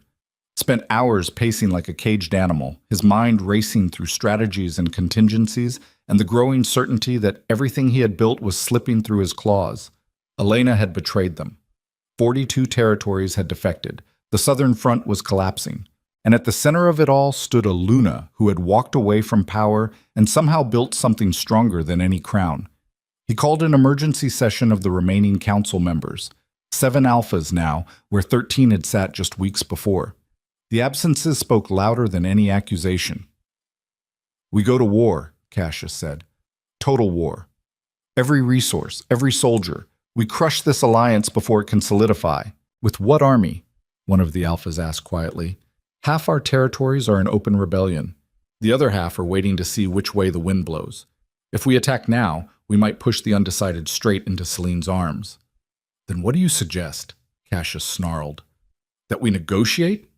That we acknowledge these traitors as equals?" "I suggest we accept that the world has changed," the Alpha said, "and that we either change with it or we die defending a system that no longer serves anyone." Cassius stared at him, at this wolf who had been loyal for decades and was now questioning the foundation of everything they had built. "Then perhaps you should join them," Cassius said quietly. The Alpha met his eyes without flinching. "Perhaps I should." He stood and walked out of the chamber. 2 others followed, and Cassius was left with the ruins of an empire that had seemed unshakable just months before, crumbling because one Luna had refused to compromise her dignity.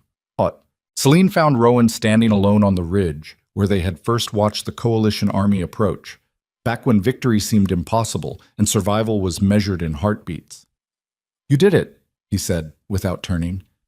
"Built something that cannot be taken by force or crushed by numbers. Something that exists in the space between wolves, in the choices they make." "We did it," Celine corrected. She moved to stand beside him.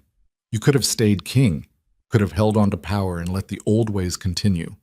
But you walked away, made the same choice I did. That matters.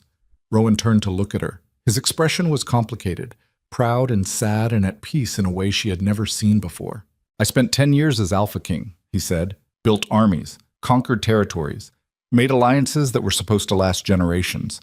And I lost the only thing that ever really mattered because I was too afraid to choose it over duty. He reached out and took her hand. His fingers were rough with calluses and scars from weeks of fighting beside wolves who had once been strangers. But I understand now, he said, power is not what you hold. It is what you are willing to give up for something more important. And you taught me that. By walking away. By refusing to be broken. By building a kingdom on choice instead of fear. Celine felt something crack inside her chest. Not breaking, just opening. Like a door that had been locked for years finally giving way. I never stopped loving you, she said quietly. Even when I hated what you asked me to do. Even when I walked away. The bond never broke. It just changed into something I did not recognize. It changed into something stronger, Rowan said, because it stopped being about what tradition demanded and started being about what we chose. And that is worth more than any crown. He pulled the silver ring from his pocket, the same one she had placed on his throne 3 years ago. The one he had carried ever since, waiting for the moment when offering it would mean something more than politics. I'm not asking you to be my Luna, he said. I'm asking you to be my partner, my equal. Not because some council decided we should unite bloodlines, but because I choose you and you choose me. He held out the ring. Will you build this new world with me? He asked. Celine looked at the ring, at the symbol of everything she had walked away from, at the man who had finally learned the same lessons that had nearly destroyed her. And she made a choice. She took the ring, not to wear, but to hold between them like a promise. I will build it with you, she said, not as Luna and Alpha, as Celine and Rowan. Two wolves who learned that sometimes the only way to save what matters is to let go of everything else. Rowan smiled. It was the first genuinely happy expression she had seen on his face in years. Then he pulled her close and kissed her, and for the first time since she walked out of his palace, Celine felt the mate bond settle into something that felt like home. Not because she had returned to what she left behind, but because they had both walked different paths and arrived at the same place. The final confrontation came not with armies or violence, but with a single letter delivered to Cassius by a wolf who had once served in his personal guard. It was signed by 19 coalition alphas, nearly 2/3 of the remaining territories. The message was brief: resign or be removed. The old order is done. Accept it with dignity or be swept aside with the rest. Cassius read the letter 3 times. Then he burned it and walked out onto the balcony of his fortress, looking down at the territory he had ruled for 30 years. He could fight, could call in every remaining loyal wolf and make a last stand that would be remembered for generations, or he could walk away. In the end, the choice was easier than he expected, because he was old, tired, and he could see the truth that he had been denying for months. The world had changed, and he had not changed with it. He left that night. No ceremony, no final speech, just an old wolf walking into the wilderness with nothing but the memories of an empire that no longer existed. Some said he died alone in the mountains. Others claimed he found a small pack of exiles and lived out his days teaching young wolves about the old ways. Celine never looked for him, never cared what happened to the wolf who had tried to crush her dream, because she understood something fundamental about power that he never had, that holding on to it too tightly was the fastest way to lose it, and that real strength came from knowing when to let go. 6 months after the battle, Celine stood in the valley where Silver Hollow had once existed.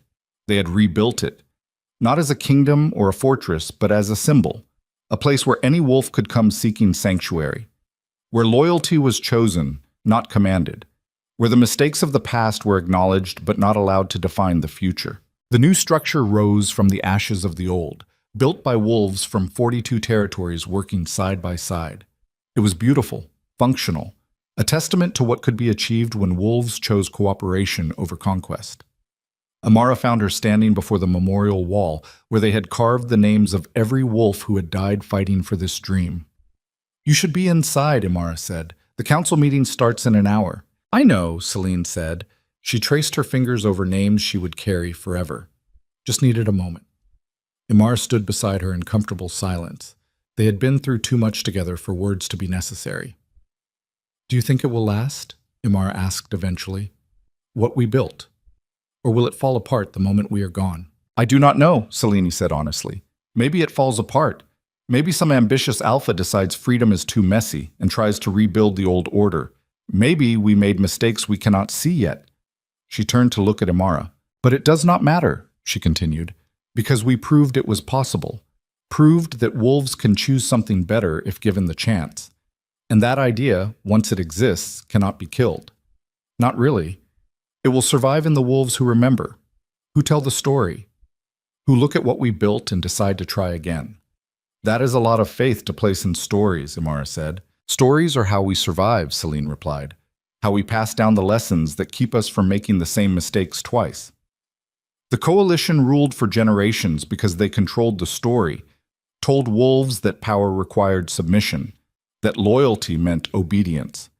We just wrote a different story, one where choice matters more than tradition.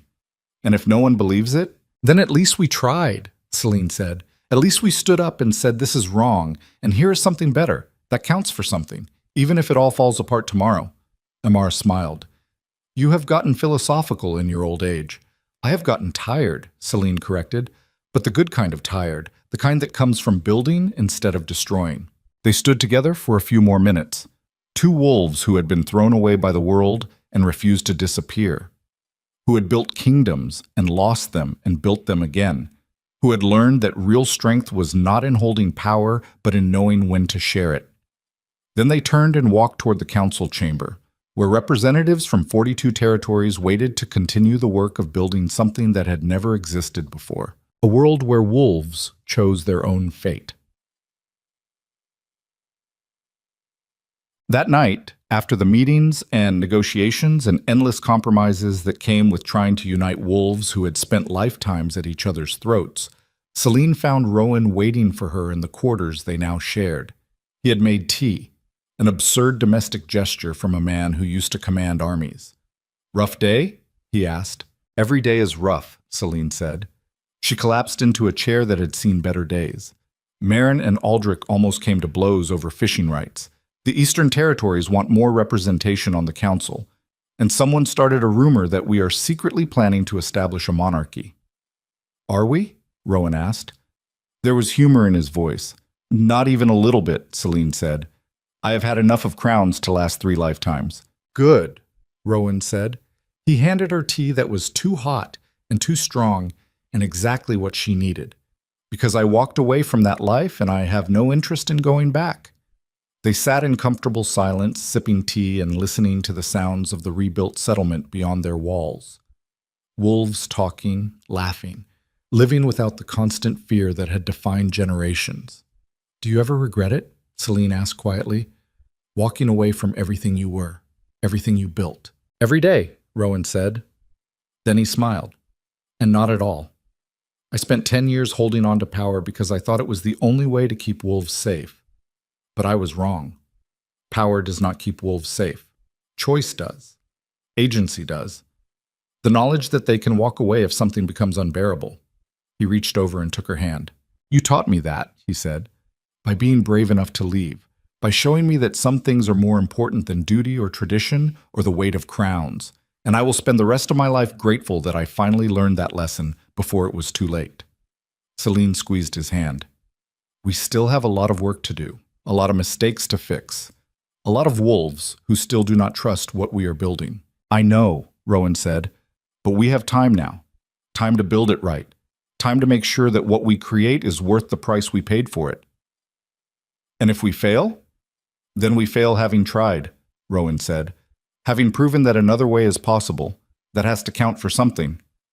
Selene leaned back and closed her eyes, feeling the weight of everything she had carried for 3 years finally starting to ease. Not disappearing, just becoming manageable. Because she had not done it alone. She had Rowan, had Amara and Kael and Aldrich and Maran and dozens of other wolves who had chosen to stand with her when standing was terrifying. She had built not a kingdom, but a movement, not an empire, but an idea. And ideas, once they took root, were harder to kill than any army. 5 years later, a young wolf named Sarah walked into what had become known as the Free Territories, carrying nothing but a small pack and a determination that bordered on desperate. She had fled an abusive pack in the far north, had heard stories about a place where wolves could choose their own fate, where Luna Celine and Alpha Rowan had built something different. She did not know if the stories were true, did not know if she would find sanctuary or just another version of the same cruelty she was running from. But she had to try. The guards at the border did not stop her, did not demand submission or tribute, just asked her name and why she had come. "I need a place to start over," she said. The guard smiled. "Then you are in the right place." They took her to the central hall, where representatives from 63 territories now met to discuss policies and resolve disputes, and continue the messy work of building a world where choice mattered more than tradition. Celine was there, older now, gray creeping through her silver fur, but her eyes still held the same fierce determination that had carried her through 3 years of hell and into something better. She listened to Sarah's story without interruption. Then she placed a hand on the young wolf's shoulder. "You are safe here," Celine said. "No one will force you to return. No one will demand you explain yourself or justify your choice. You are free to stay or go as you please. That is the only law we enforce." Sarah felt something inside her break. Not in a bad way. Just releasing tension she had been holding so long she had forgotten what it felt like to breathe without it. "Thank you," she whispered. "Do not thank me," Celine said. "Thank every wolf who fought to make this place possible, who died proving that another way existed. Their sacrifice is why you get to choose your own path now." She squeezed Sarah's shoulder gently. "Welcome to the Free Territories," she said. "Welcome home." And Sarah understood then that the stories were true, that Celine Ashridge had walked away from power and built something more valuable than any crown, a place where broken wolves could heal, where choice was sacred, where the past did not define the future. It was not perfect. It was messy and complicated and constantly on the edge of falling apart. But it was real. And it was enough. Well, years later, when Celine was too old to fight and Rowan's hair had gone completely gray, they stood together on the ridge where they had first watched armies clash over competing visions of power. The Free Territories had grown. 87 packs now, thousands of wolves. A system of governance that was constantly evolving but built on the foundation that had survived every challenge. Choice, agency, the radical belief that wolves deserved to control their own lives. It had not been easy. There had been setbacks, betrayals, moments when the whole thing nearly collapsed. But it had survived, because the idea at its core was too powerful to die, too necessary, too aligned with something fundamental about what it meant to be alive. "Do you think we did enough?" Celine asked quietly. Rowan looked out at the territories spread below them, at the wolves living and working and choosing their own paths. "We did what we could," he said. "Built something better than what came before. Proved that power does not have to mean domination.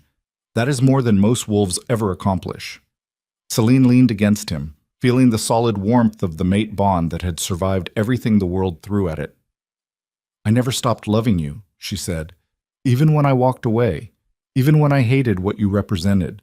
Some part of me always knew we would end up here." "Here is good," Rowan said.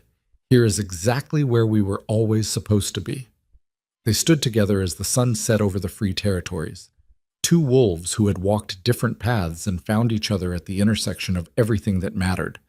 And in the valley below, young wolves like Sarah were writing their own stories, making their own choices, building their own futures. Because Celine Ashridge had walked away from an alpha king and proved that sometimes the bravest thing you can do is refuse to compromise yourself for someone else's vision of power. That walking away is not weakness. It is the beginning of everything.